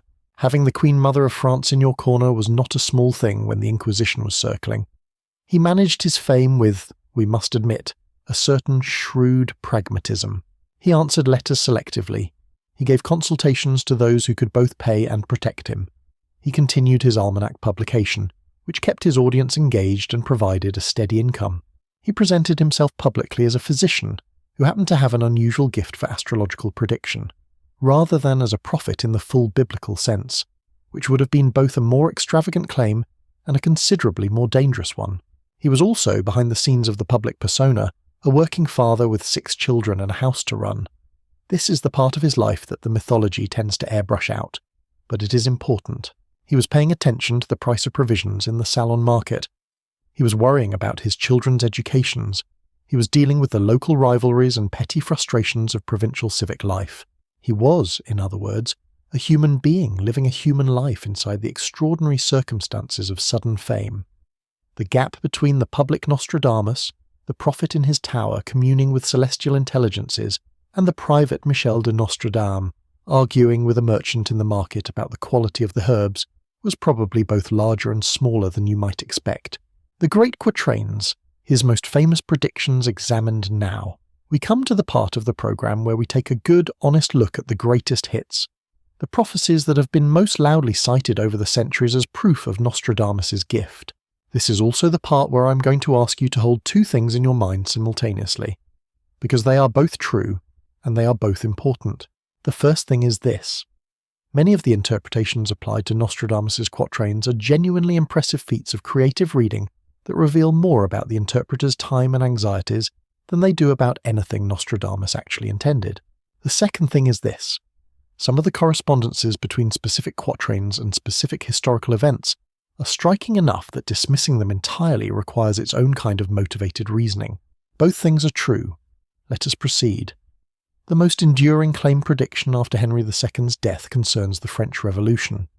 Century 1, Quatrain 3 is sometimes cited, as are several others, but the most frequently invoked is Century 3, Quatrain 84, which refers to a great city being made desolate and the city's greatest leader being led away. Interpreters of the revolutionary period and afterward read this as a description of Paris during the Revolution and of the arrest and execution of Louis XVI. The image of a king being led through his own great city to his death is certainly present in the quatrain. Whether Nostradamus specifically meant the French Revolution or was drawing on a recurring historical pattern of royal overthrow is a question that honest examination cannot definitively answer.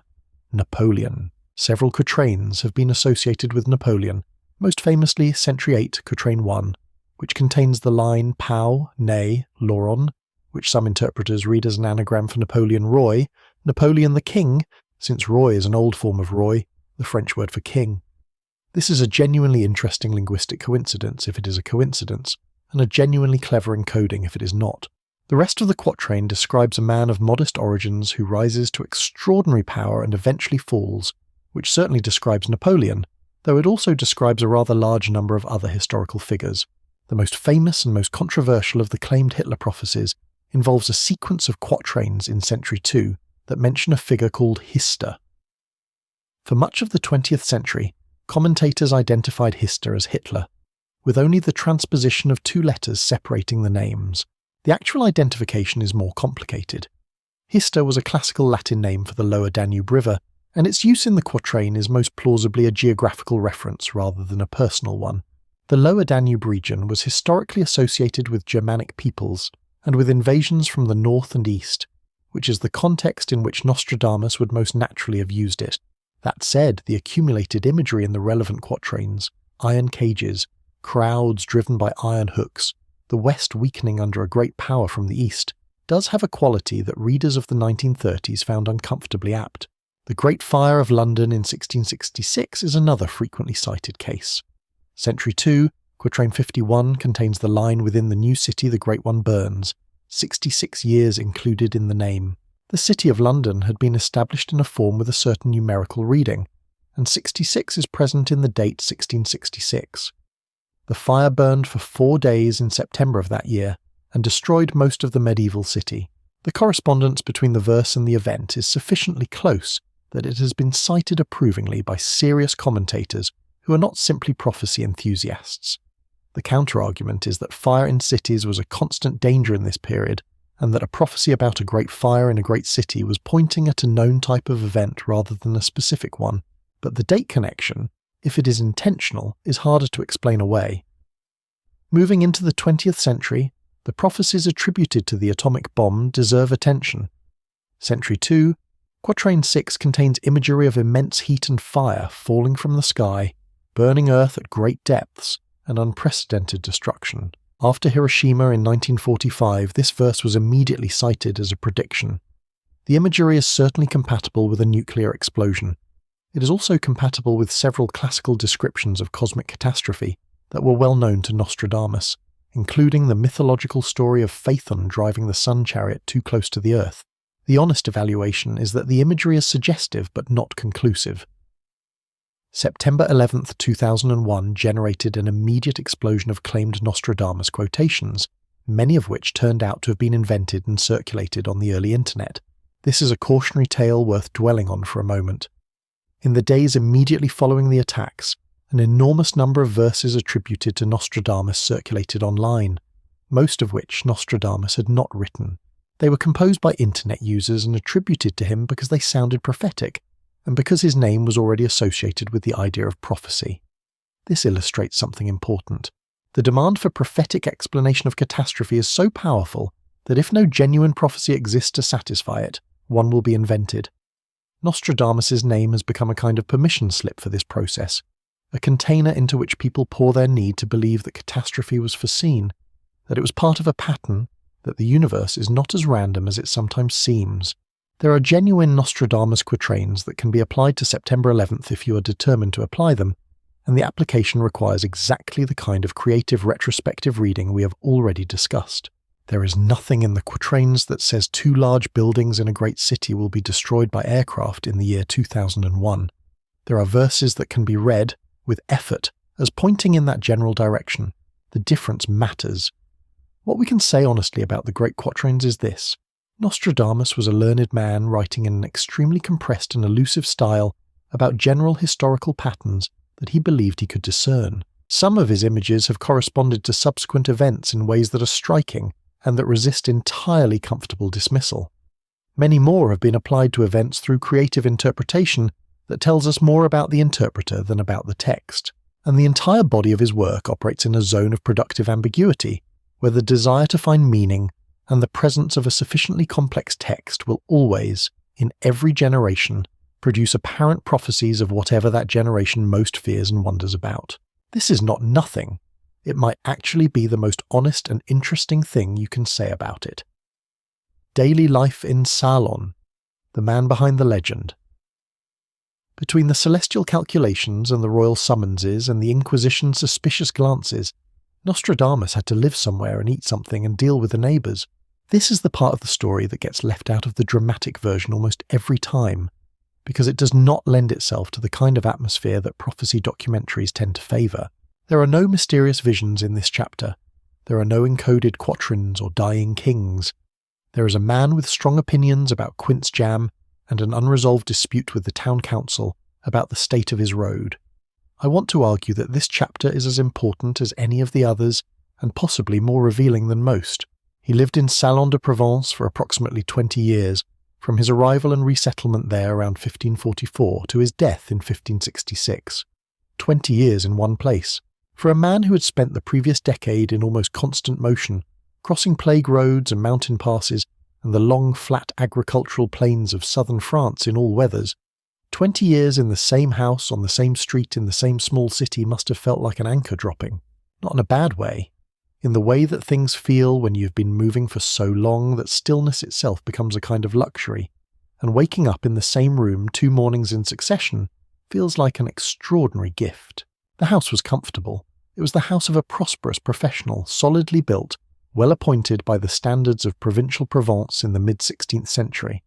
It had a ground floor for receiving patients, upper floors for the business of family life, and a study at the very top of the building that would become, in the mythology of Nostradamus, one of the most famous rooms in the history of prophecy, the Tower Room, the room where the candles burned while the rest of Salon slept, the room where, depending on which account you prefer, either a man of extraordinary mystical gifts communed with the celestial intelligences, or a very hard-working and slightly eccentric physician and writer sat up all night doing calculations and composing verse in multiple languages, while the rest of his household made the entirely sensible choice of going to bed.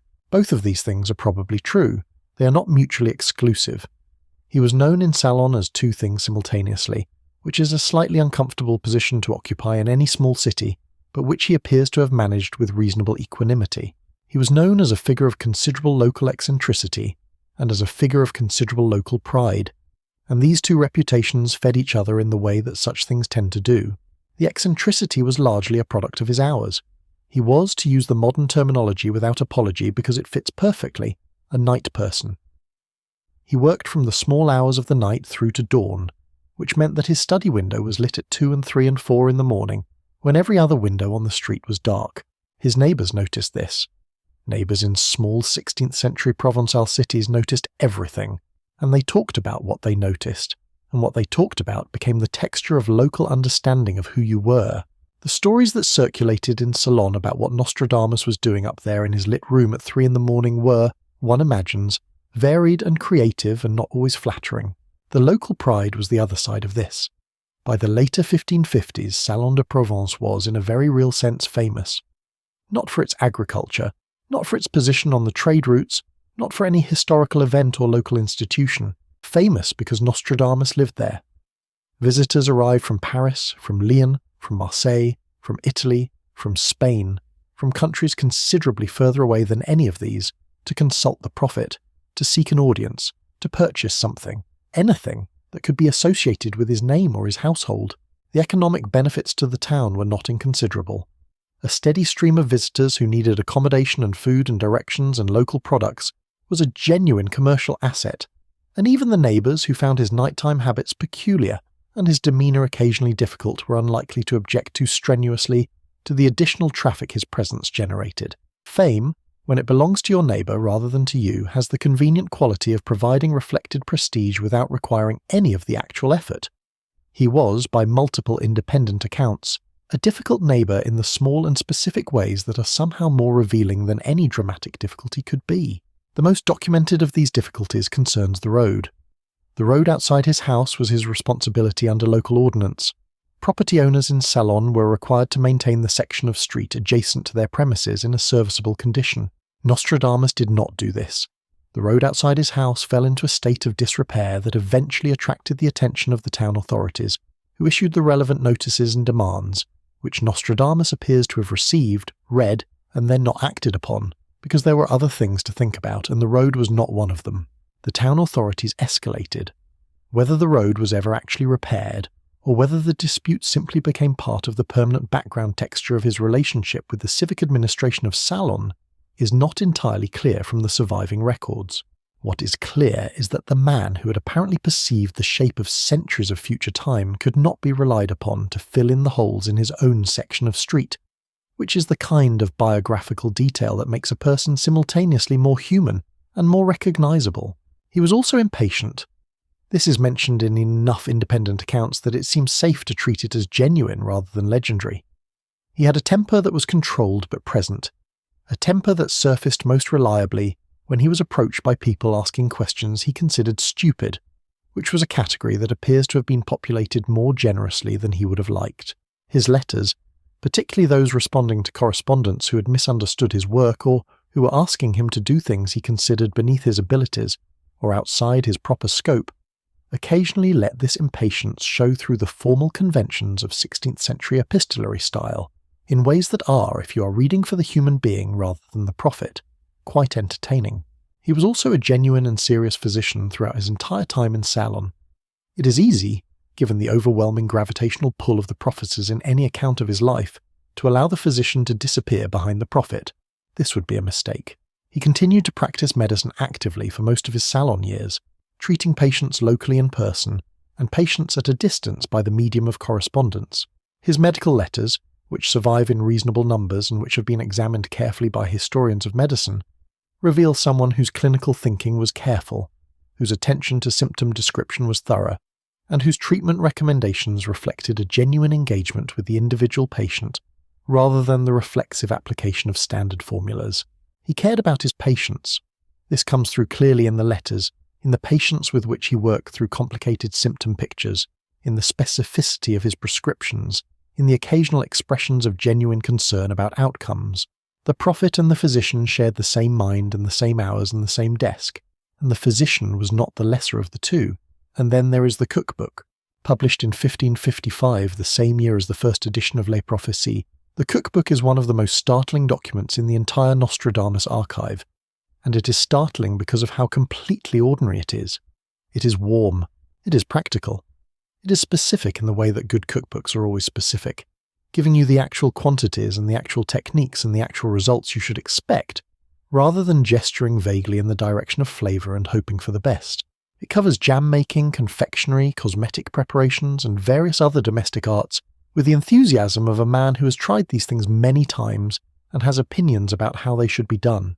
The entries on quince jam and violet sugar are particularly detailed and particularly affectionate in tone. You read them, and you understand that this is not a man performing expertise.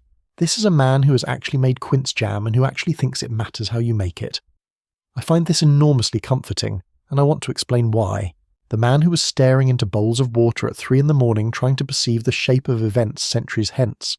The man who was encoding predictions about the deaths of kings in deliberately obscure 4-line poems. The man who was calculating planetary positions for dates in the 38th century. That same man also had views about the proper ratio of sugar to quince. He had a favourite way to prepare violet sugar. He wanted people to know how to make jam correctly. The cosmic and the domestic occupied the same mind without apparent difficulty, and the domestic is not the lesser part. It is the part that tells you he was actually alive in the world, actually present in his kitchen and his household, actually engaged with the texture of ordinary life even while his mind was reaching toward the extraordinary. Every famous figure in history was also a person who ate meals and had preferences and got things wrong in small domestic ways. Nostradamus's cookbook is the evidence that he was this kind of person, and that paradoxically makes everything else about him more rather than less believable. He was a father. His 6 children with Anne, 3 sons and 3 daughters, grew up in the house in Salon with a father who was often absent into his work in the way that absorbed people tend to be absent, present in body but somewhere else in mind. His eldest son César, to whom the preface of Les Prophéties had been addressed when he was an infant, grew up to become a historian and poet of genuine distinction in Provence. The dedication to that infant, that extraordinary letter from a father to a child who could not yet read, explaining things that the father was not sure he could explain to anyone at all, becomes more moving when you know that César read it eventually and took it seriously and built his own intellectual life in its shadow. The household was clearly one where thinking mattered, and where books were treated as important things. This does not happen accidentally. It is the result of a particular kind of parenting, often imperfect and often distracted, but essentially pointed in the right direction. He slept very little. He ate well, despite the demands on his time. He exercised not at all beyond the minimum that getting from one room to another required, and he consumed, according to several accounts, considerable quantities of coffee, that recently arrived Ottoman luxury that was beginning to filter into European domestic life in the mid-16th century, and that Nostradamus appears to have embraced with the wholehearted enthusiasm of a man who has finally found the thing his lifestyle was always waiting for. Whether this detail is precisely accurate or has been somewhat embellished in the retelling is impossible to say with certainty. Many details in his biography have been retrofitted to fit the image rather than the reality. But the broad picture, a man who lived in his mind more than his body, who prioritized the night hours and the desk and the work over sleep and exercise, and the conventional rhythms of provincial life, is consistent across enough independent sources that it can be accepted as essentially true. He was, in the end, a man. This sounds like a small conclusion, but it is not. The mythology of Nostradamus has a tendency to replace the man with the legend, to substitute the celestial prophet for the provincial physician, to forget the cookbook in favour of the quatrains. The 20 years in Salon push back against this. They insist on the road that needed fixing, and the neighbours who talked, and the quince that needed the right amount of sugar. They insist on the father and the husband and the difficult correspondent and the night owl with his candle and his desk and his increasingly strong opinions about things that had nothing whatsoever to do with the future. The man behind the legend was not smaller than the legend. He was larger.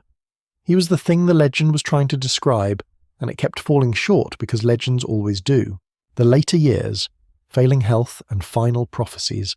By the early 1560s, the body of Michel de Nostredame was conducting its own quiet rebellion against everything he was still trying to do with it. The gout that had troubled him since at least his mid-50s had progressed from an inconvenience to a genuine disability. It had settled into his legs and his joints with the kind of determined permanence that gout tends to favour, and it made this simple business of moving from one room to another an exercise in controlled suffering. Walking any significant distance was painful. Walking upstairs was worse. The man who had spent the better part of a decade moving on foot and muleback through the plague-stricken towns of southern France, who had covered extraordinary distances under difficult conditions driven by nothing more than professional obligation and intellectual curiosity, was now largely confined to a single room at the top of a house in Salon de Provence. The irony of this was not small. The prophet who had spent his career looking forward across centuries of time could barely navigate across the floor of his own study. The study at the top of the house remained his world. He received visitors there, which was a reversal of the normal social convention of the period, where a man of standing went out to meet his callers rather than requiring them to come to him. But his callers came. They continued to come in considerable numbers throughout the early 1560s, making the climb up the stairs of his house in Salon with the particular mixture of anticipation and mild physical effort that characterized the Nostradamus consultation experience. Nobles, physicians, merchants, clergy, ordinary citizens with questions about the future of their health or their businesses or their children. They came and he received them, seated in his chair with his books around him and his astronomical instruments nearby and his legs arranged in whatever position caused the least immediate pain. The physical confinement had not dimmed his mind. His correspondence from this period, and there is a great deal of it, shows someone whose thinking remained sharp, whose opinions remained strongly held, and whose patience for foolish questions remained, as it had always been, somewhat limited. He continued to write. This is perhaps the most important thing to understand about his later years. The deteriorating body did not stop the work. The almanacs continued to appear annually, each one prepared the previous year, each one carrying his astrological calculations for the coming 12 months, and his characteristically oblique commentary on what those calculations implied. His readers had been buying these almanacs since 1550 and they continued to buy them. The relationship between Nostradamus and his readership was by this point well over a decade old, and it had the character of a long-running correspondence between someone with unusual things to say and an audience that had learned over years how to receive them. He was, in the parlance of a later age, a brand. Not in the cynical sense, but in the genuine sense that his name on a publication carried a specific set of expectations and a specific kind of trust. He also worked on additions to Les Prophéties itself. The edition he had published in 1558 had brought the total to 7 centuries and part of an eighth, considerably short of the 1,000 quatrains he had apparently intended as the complete form of the work. In his later years he continued to compose verses, filling out the later centuries toward the eventual total of 942 that would appear in posthumous editions. Whether these later quatrains were composed with the same ritual preparation he described in his preface, the nighttime sessions with the brass tripod and the bowl of water and the candle, or whether they were produced through a more purely literary process as his physical capacity for elaborate ritual preparation declined, is not something the surviving documents tell us. What they tell us is that he kept writing. To the end, he kept writing. His medical correspondence from these years deserves particular attention because it tends to get lost in the shadow of the prophecies, which is understandable but unfortunate. He continued to practice medicine by correspondence throughout the early 1560s, writing detailed letters to patients who described their symptoms to him in writing and received back his considered opinion and his specific prescriptions. These letters are among the most practically minded documents in the entire Nostradamus archive. They are not mystical. They are not oblique. They are the letters of a working physician who has thought carefully about what he has been told and who is offering his best professional judgment with the kind of directness that the prophecies never display. A patient complaining of a particular kind of fever receives a specific list of herbs and preparations. A patient describing joint pain receives instructions about diet and movement and compound remedies. The physician and the prophet shared the same body and the same mind and the same hours, but they operated in completely different registers, and the medical letters show you the register that the prophecies tend to obscure. He became, in these later years, increasingly well regarded at the highest levels. The royal court had been interested in him since his visit to Paris in 1555, and that interest had intensified following the death of Henry II in 1559, whose fatal tournament accident had prompted so many readers to reach for Century 1, Quatrain 35. Catherine de' Medici, governing as regent for her young son Charles IX, continued to correspond with him and to regard him as a figure worth maintaining in the orbit of royal attention. This regard expressed itself in a concrete way in 1564 during the Grand Royal Progress, the ceremonial tour of France that Catherine organised for the 14-year-old Charles IX as a way of displaying the monarchy to its subjects and consolidating the young king's legitimacy. The royal party, which was a substantial cavalcade of courtiers, officials and attendants moving slowly through the provinces of France, made a specific detour to stop in Salon. They stopped because of Nostradamus. The King of France adjusted his itinerary so that his court could visit an aging, gout-ridden physician in a provincial town, which tells you something quite specific about what Nostradamus' name had come to mean in France by the early 1560s. Charles IX, by all accounts a serious and somewhat melancholy young man who had grown up under the shadow of his father's dramatic death and his mother's formidable personality, met Nostradamus at the house in Salon and reportedly conversed with him at some length. What they talked about is not reliably recorded. Probably the king's horoscope, probably the general prospects for the reign, possibly things considerably more specific that neither party had any interest in making public. Catherine de' Medici met with Nostradamus privately during the same visit. No account of that conversation has survived that can be trusted as accurate, which is probably not an accident. Catherine was a woman who understood the value of information and the danger of letting it circulate freely. Whatever passed between the Queen Mother of France and the Prophet of Salon on that occasion, both of them had reasons to keep it between themselves. What is recorded is the consequence. Following the royal visit, Charles IX appointed Nostradamus as one of his physicians in ordinary, an official position in the royal medical establishment, carrying both a title and a stipend. It was a considerable honour and a source of, one suspects, quiet amusement among those in Salon who knew the actual state of his health and his mobility. The royal physician in ordinary who could barely walk to the window, the court doctor who lived several hundred miles from the court. The appointment was largely honorific and everyone involved understood this, but honorific appointments from kings are not nothing, and the stipend was real money. His final year, 1565 into 1566, was hard. The gout had extended its campaign through more of his body, and the attacks came more frequently and with greater severity. He was bedridden for days at a time when the worst episodes struck, lying in the room he could previously at least move around, reduced now to waiting for the pain to recede enough to allow him back to his desk. He had always been someone who needed to be working. Enforced idleness was not something his temperament accepted easily, and the enforced idleness of serious illness was particularly cruel for a man whose entire life had been organised around the nighttime hours at his desk. He knew he was dying. This is stated clearly enough in the surviving documents that it does not require interpretation. His final almanac, prepared for the year 1567, was written with the explicit knowledge that he would not live to see 1567 arrive. He wrote it anyway. He finished it, prepared it for the printer and sent it off. There is something in this act that is characteristically him, the almanac for the year after your death. The last forecast from a man who had spent his career forecasting. He made his will in June of 1566, the final administrative act of a life that had always attended carefully to its obligations. The will was precise and thorough, distributing his estate among his wife and children with specific provisions for each, leaving particular bequests to local institutions, settling every account he could think of before the final accounting arrived. And then there is the story of the last night. It comes in several versions, and all of them should be approached with the caution that attaches to any story that is too perfectly shaped to be entirely trusted. The essential version is this. On the evening of July 1st, 1566, his secretary Jean de Chavigny came to bid him good night, as was apparently the custom, and Nostradamus, according to Chavigny's own later account, replied that Chavigny would not find him alive in the morning.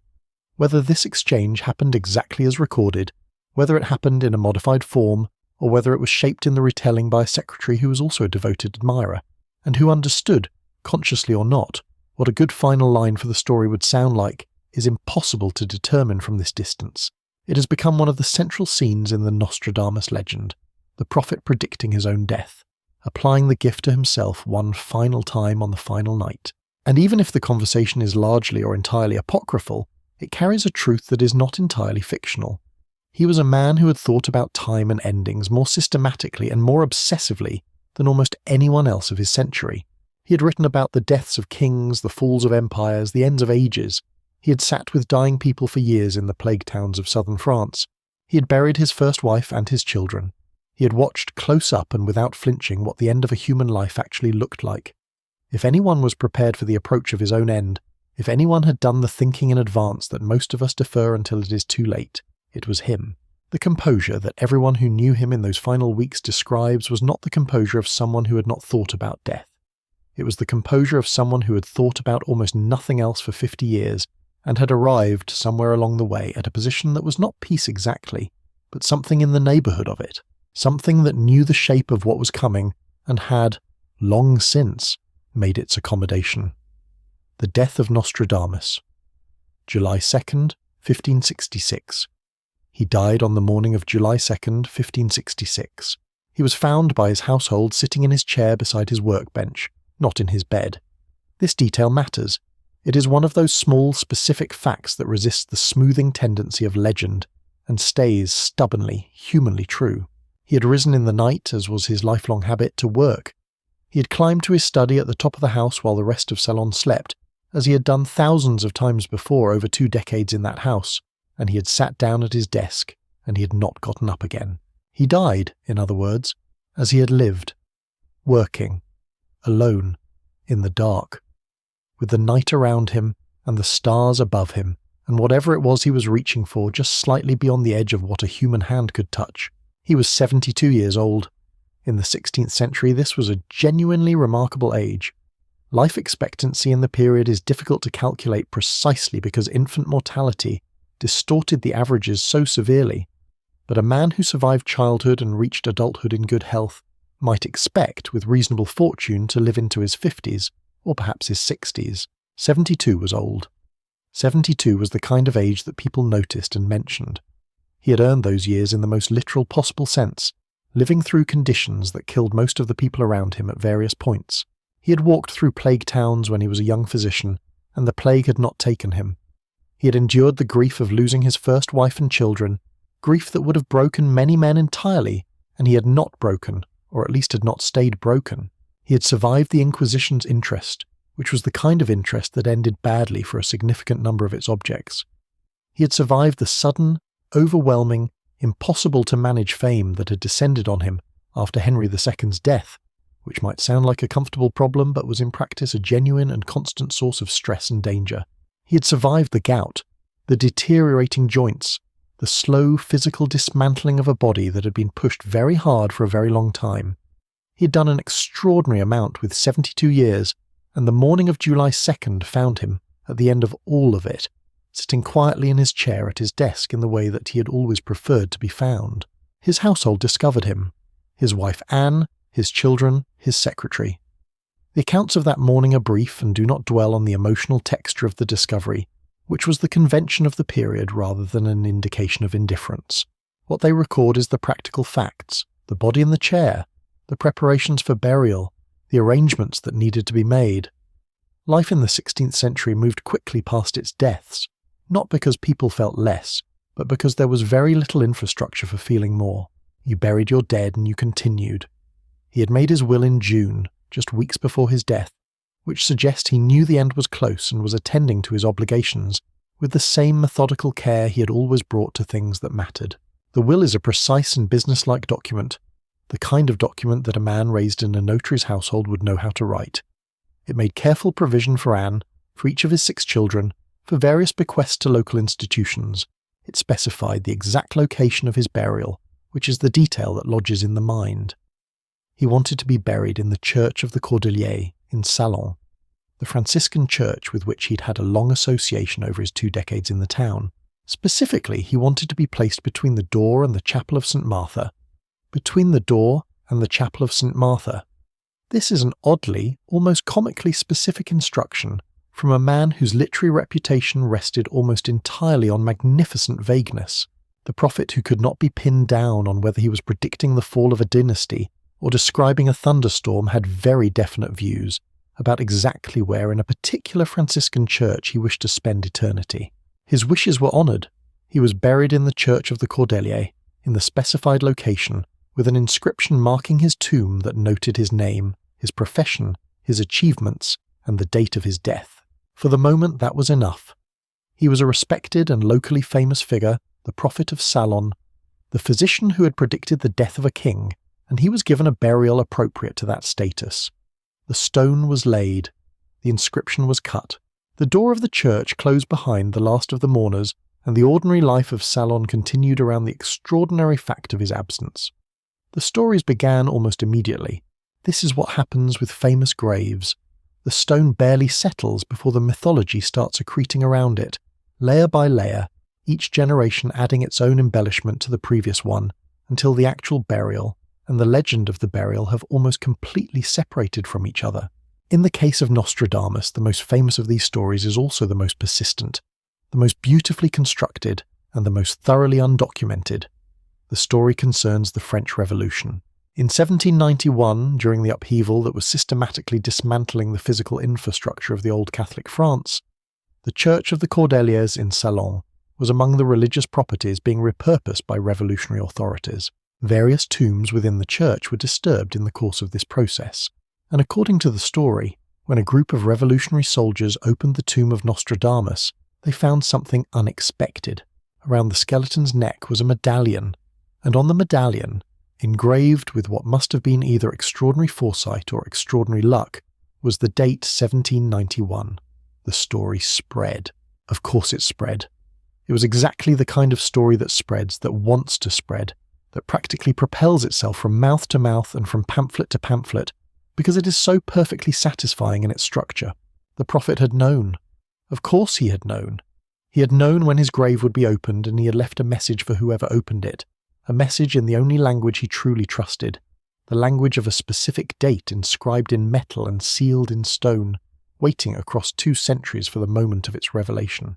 The story confirmed everything his admirers already believed about him, and added a theatrical flourish that would have been hard to improve upon if you were designing a prophetic legend from scratch. The problems with the story are, unfortunately for the legend, both numerous and fundamental. There is no primary source from 1791 that documents it. No revolutionary soldier left a memoir mentioning it. No local record notes it. No revolutionary official wrote it up in any administrative document, which is notable because revolutionary officials were extremely thorough about documenting the repurposing of church property. The medallion itself has never been produced, examined, described by anyone who actually saw it, or located in any collection, public or private. The story appears first in accounts written well after the supposed event, which is precisely the pattern you would expect from a story that was invented or substantially embellished after the fact rather than one that was documented as it happened. It has the structure of a legend rather than a memory. Specifically, it has the structure of a legend that exists to fill a narrative need. The need for the prophet to have demonstrated his gift one final time, to have reached across 2 centuries and proved himself to the very people who were most aggressively dismantling the world he had known. It is a beautiful story. It is the kind of story you want to be true. And it almost certainly is not true, or is at most a wildly distorted version of something much more mundane, that may or may not have happened during the disruption of the church. But here is the thing about the medallion story. Its falsity is in some ways more interesting than its truth would be. Because the fact that this story was invented, or elaborated, or attached to the name of Nostradamus within a generation of 1791 tells you something important about what he had become by that point. He had become the kind of figure around whom such stories are not merely possible but necessary. The legend had grown to a size where it required this kind of material. A prophet of his stature could not simply have died in his chair, and been buried in a church and had his tomb disturbed by revolutionary soldiers in the ordinary way that other people's tombs were disturbed. Something had to mark him out. Something had to confirm, even in death and even across centuries, that he had known. The medallion story is not evidence of Nostradamus' gift. It is evidence of what his legend had grown into by the time the revolution came along to test it. And in its own way, that is just as remarkable a fact. His remains were eventually moved from the Cordeliers Church to the Church of Saint-Laurent in Salon, where they rest today. The church contains a marble plaque and a painted portrait that visitors from around the world stop before, with varying combinations of reverence, curiosity, and the particular expression people wear when they are not entirely sure what they are supposed to feel in front of a famous grave. Salon de Provence has built a small but earnest museum in his house. The house has been restored and opened to the public. His name graces the main square of the town. There is a statue. There are guided tours. There are souvenirs. There is naturally and inevitably a restaurant. He would have had views about the restaurant. He would probably have inspected the menu with the same critical attention he brought to his own cookbook, found several things to object to, and eaten there anyway because the location was convenient and the wine was acceptable. He was a practical man underneath the prophecies. He always was. The centuries after. How the legend grew. The publication history of Les Prophéties is a story in itself, and it is considerably more complicated than it might appear from the outside. When we think of a book, we tend to think of a stable, fixed thing. A text that is what it is, sitting quietly between its covers, saying the same thing to every reader who opens it. Les Prophéties was never that kind of book. From the moment of its first publication in 1555, it was a living document in the most turbulent sense of that phrase. It grew, it changed, it was corrupted, it was embellished, it was argued over, and it was reinvented by every generation that got its hands on it. The work that Nostradamus actually wrote, and the work that circulated under his name, are, in some respects, two different things, and the gap between them has never been fully closed. The earliest editions he published himself, in 1555 and 1558, were already not entirely consistent with each other. He added verses, reorganized material, and revised the prefatory letters between printings. This was normal authorial behavior for the period, where the idea of a definitive edition was considerably less fixed than it would later become. But after his death in 1566, the situation became considerably more complicated. Publishers in Lyon, Paris, Antwerp, and eventually across most of literate Europe understood one thing very clearly about Les Prophéties. It sold. It sold consistently and enthusiastically and across social classes. The prophecies of the man who had apparently foreseen the death of a king were not going to sit quietly in a warehouse. They were going to be printed and reprinted and printed again, and if the text was not always handled with the greatest possible care, well, the market was not primarily asking questions about textual fidelity. Errors crept into the text almost immediately. Some were simple compositor's mistakes, the kind that happen when a typesetter is working quickly from a manuscript and misreads a letter or a word. Others were more deliberate. Verses were altered, sometimes to make them more clearly applicable to recent events, which rather defeats the purpose of a prophecy, but was commercially appealing. And in some editions, additional verses were composed in the Nostradamus style and inserted into the text without any indication that they were not original. They looked like the others. They sounded like the others. They had the same compressed four-line structure, the same mixture of obscure language and vivid imagery. And they were placed among the genuine verses where they quietly became part of the received text, copied by subsequent publishers who had no way of knowing they were copying forgeries. The result of all this is that scholars working on Nostradamus today face a genuinely difficult textual problem. Establishing which verses are authentic, which are corrupted versions of authentic verses, and which are later additions is painstaking work that has been going on for 4 centuries without reaching entirely settled conclusions. There are additions that are considered more reliable than others, and there are individual scholars who have done rigorous work on specific textual problems. But anyone who tells you they are working from the definitive, authenticated, completely reliable text of Nostradamus is telling you something that is not quite true. The 17th century brought a new wave of intense interpretive engagement. France in this period was convulsed by exactly the kind of events that made prophecy feel urgently relevant. Religious civil wars between Catholics and Huguenots had torn the country apart across the second half of the 16th century. Royal assassinations, most dramatically the murder of Henry IV in 1610, kept the political atmosphere volatile and anxious. The extraordinary upheaval of the Fronde in the 1640s and 1650s, when the nobility and the Paris Parlement rose against the boy King Louis XIV and his chief minister Mazarin, made ordinary citizens feel that nothing in their world was stable or predictable. In this environment, the appeal of a text that claimed to have foreseen all of this was very powerful. Commentators emerged to guide readers through the quatrains, applying them to current events with varying degrees of ingenuity and varying degrees of honesty. The more dramatic the event, the more thoroughly people searched the text for a verse that might apply, and the more thoroughly they searched, the more they found. This is not entirely surprising. The text was large enough and ambiguous enough that with sufficient determination and creativity, almost anything could be located within it. This is not a criticism unique to Nostradamus. Any text of sufficient size and sufficient obscurity will yield apparent correspondences to any sufficiently dramatic event, if you look hard enough and interpret freely enough. The question has always been whether the correspondences are discovered or constructed, and the 17th century was not primarily asking that question. The figure who did most to systematize Nostradamus' interpretation in this period was Jean-Aimé de Chavigny, who had been the prophet's personal secretary in his final years in Salon, and who therefore had a particular authority, or at least a particular claim to authority, in explaining what the master had meant. Chavigny published a massive commentary in 1695, decades after Nostradamus' death, but drawing on his personal acquaintance with the man and his work. The interpretation was heavily shaped by Chavigny's own Catholic providentialism, his belief that France had a special divinely ordained role in human history, and that the prophecies confirmed this role. Reading the quatrains through this lens, Chavigny found evidence of France's eventual triumph over its enemies, of the special destiny of the French Catholic monarchy, and of the divine sanction behind the established order. This reading proved enormously influential, and shaped how French audiences approached the prophecies for generations. It also, incidentally, told readers what they very much wanted to hear, which is rarely a disadvantage when you're trying to establish an interpretive tradition. The 18th century took a cooler view.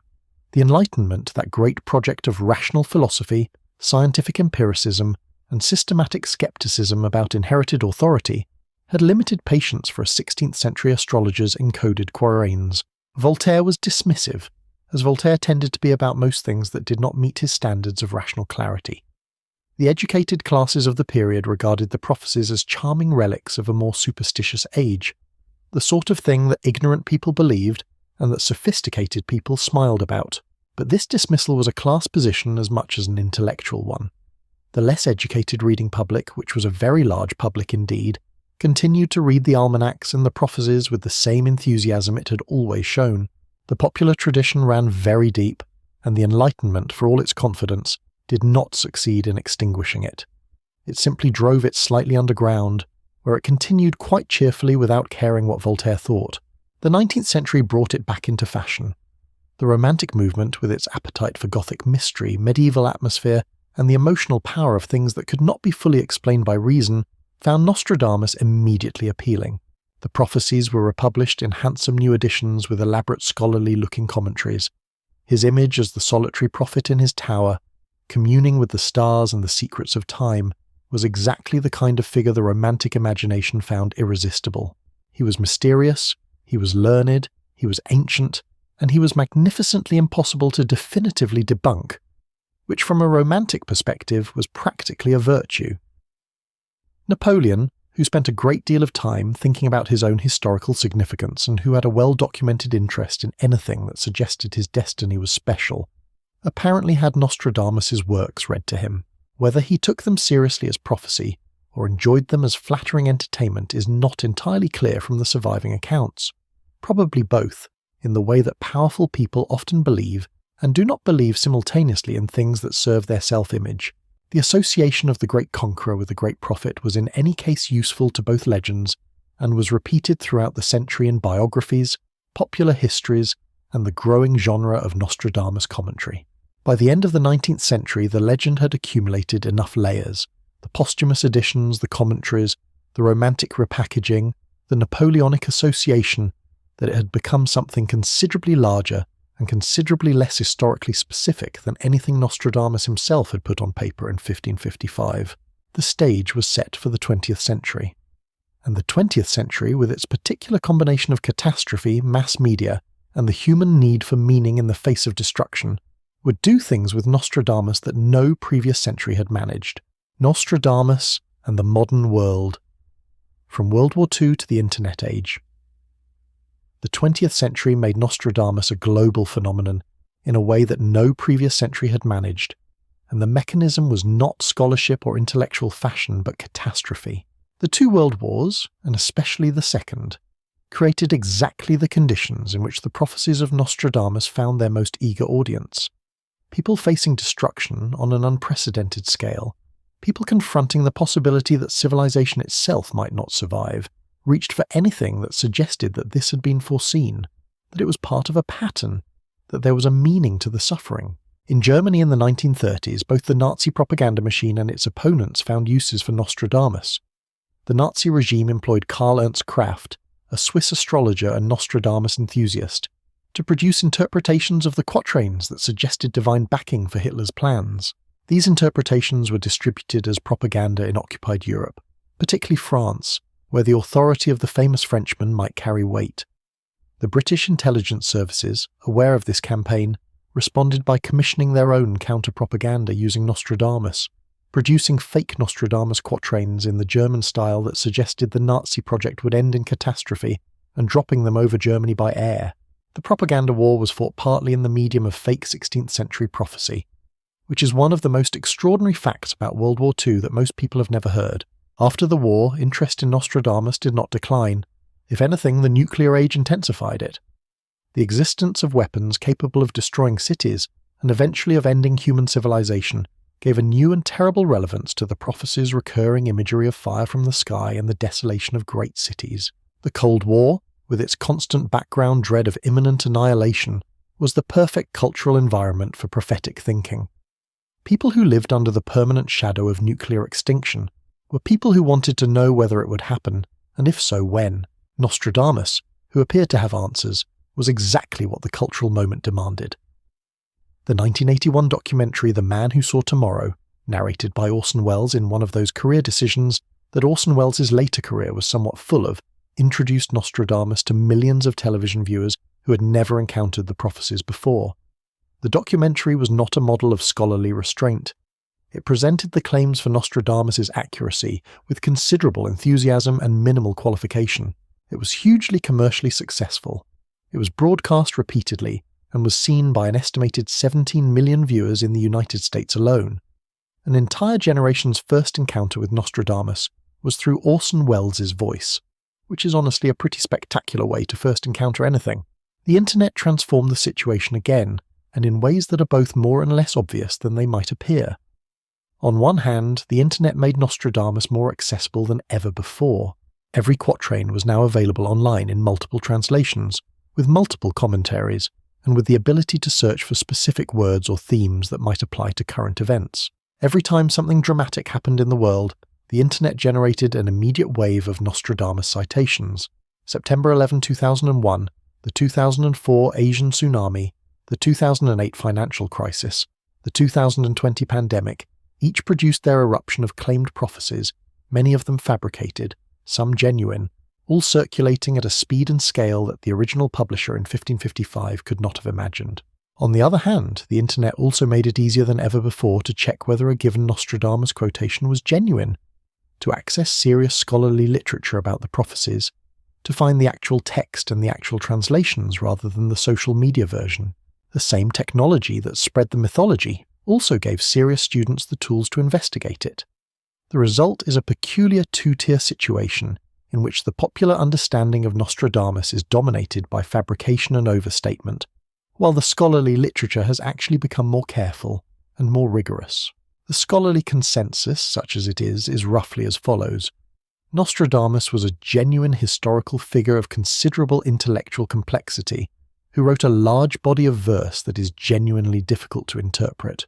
Some correspondences between specific quatrains and specific historical events are striking enough to warrant serious attention. The great majority of claimed correspondences depend on creative retrospective reading. The work as a whole is best understood as an artifact of 16th century intellectual culture that reflects its time in ways that are genuinely illuminating, rather than as a timeless source of predictions about the 21st century. This scholarly consensus is not, as far as one can tell, having any significant impact on the popular understanding of the subject. The legacy. What does he actually mean, 500 years after his death? Why does Nostradamus still matter? Why are people still reading those densely encoded 4-line poems, still arguing about what they mean, still writing new books about them, still reaching for them every time something terrible happens in the world? The answer is not that the prophecies are accurate. Careful examination of the evidence does not support the claim that they are accurate in any specific or reliable way. The answer is not that Nostradamus was a fraud either, because that explanation, while superficially satisfying, does not adequately account for the genuine complexity of the man or his work. The answer is something more interesting than either of those. Nostradamus endures because he gives form to a permanent human need, the need to believe that the future is knowable, the need to feel that the pattern of events, however chaotic and terrible they appear in the lived moment, is actually a coherent pattern that someone, somewhere, has already perceived and recorded. This need is not a weakness. It is a fundamental feature of human psychology, built into us by the same evolutionary processes that gave us the ability to plan for the future in the first place. The capacity to imagine the future is one of the things that makes us human. The desire to secure that future, to know it in advance and thereby make it manageable, is the dark side of that same capacity. Every culture in every period of human history has produced prophets and oracles and seers because every culture has needed them. What Nostradamus provided, and still provides, is not predictions in any conventional sense. What he provided was a text sufficiently large, sufficiently complex, and sufficiently ambiguous to serve as a mirror for whatever a given reader or a given generation most needs to see. The French Catholics of the 17th century saw in him a prophecy of French Catholic triumph. The Germans of the 1930s saw what they needed to see for entirely opposite purposes. The Americans of 2001 saw the possibility that their trauma had been foreseen. In each case, the quatrains were not delivering information about the future. They were receiving and reflecting the anxieties and hopes and needs of the present. This is not nothing. In fact, it is a very remarkable thing. The creation of a text that can perform this service across 5 centuries and multiple cultures requires a very particular kind of intelligence, a very particular kind of skill. Nostradamus understood that general truths encoded in specific imagery would outlast specific predictions. He understood that obscurity is a form of longevity. He understood that if you write in a language that can never be fully pinned down, your words will never become definitively wrong.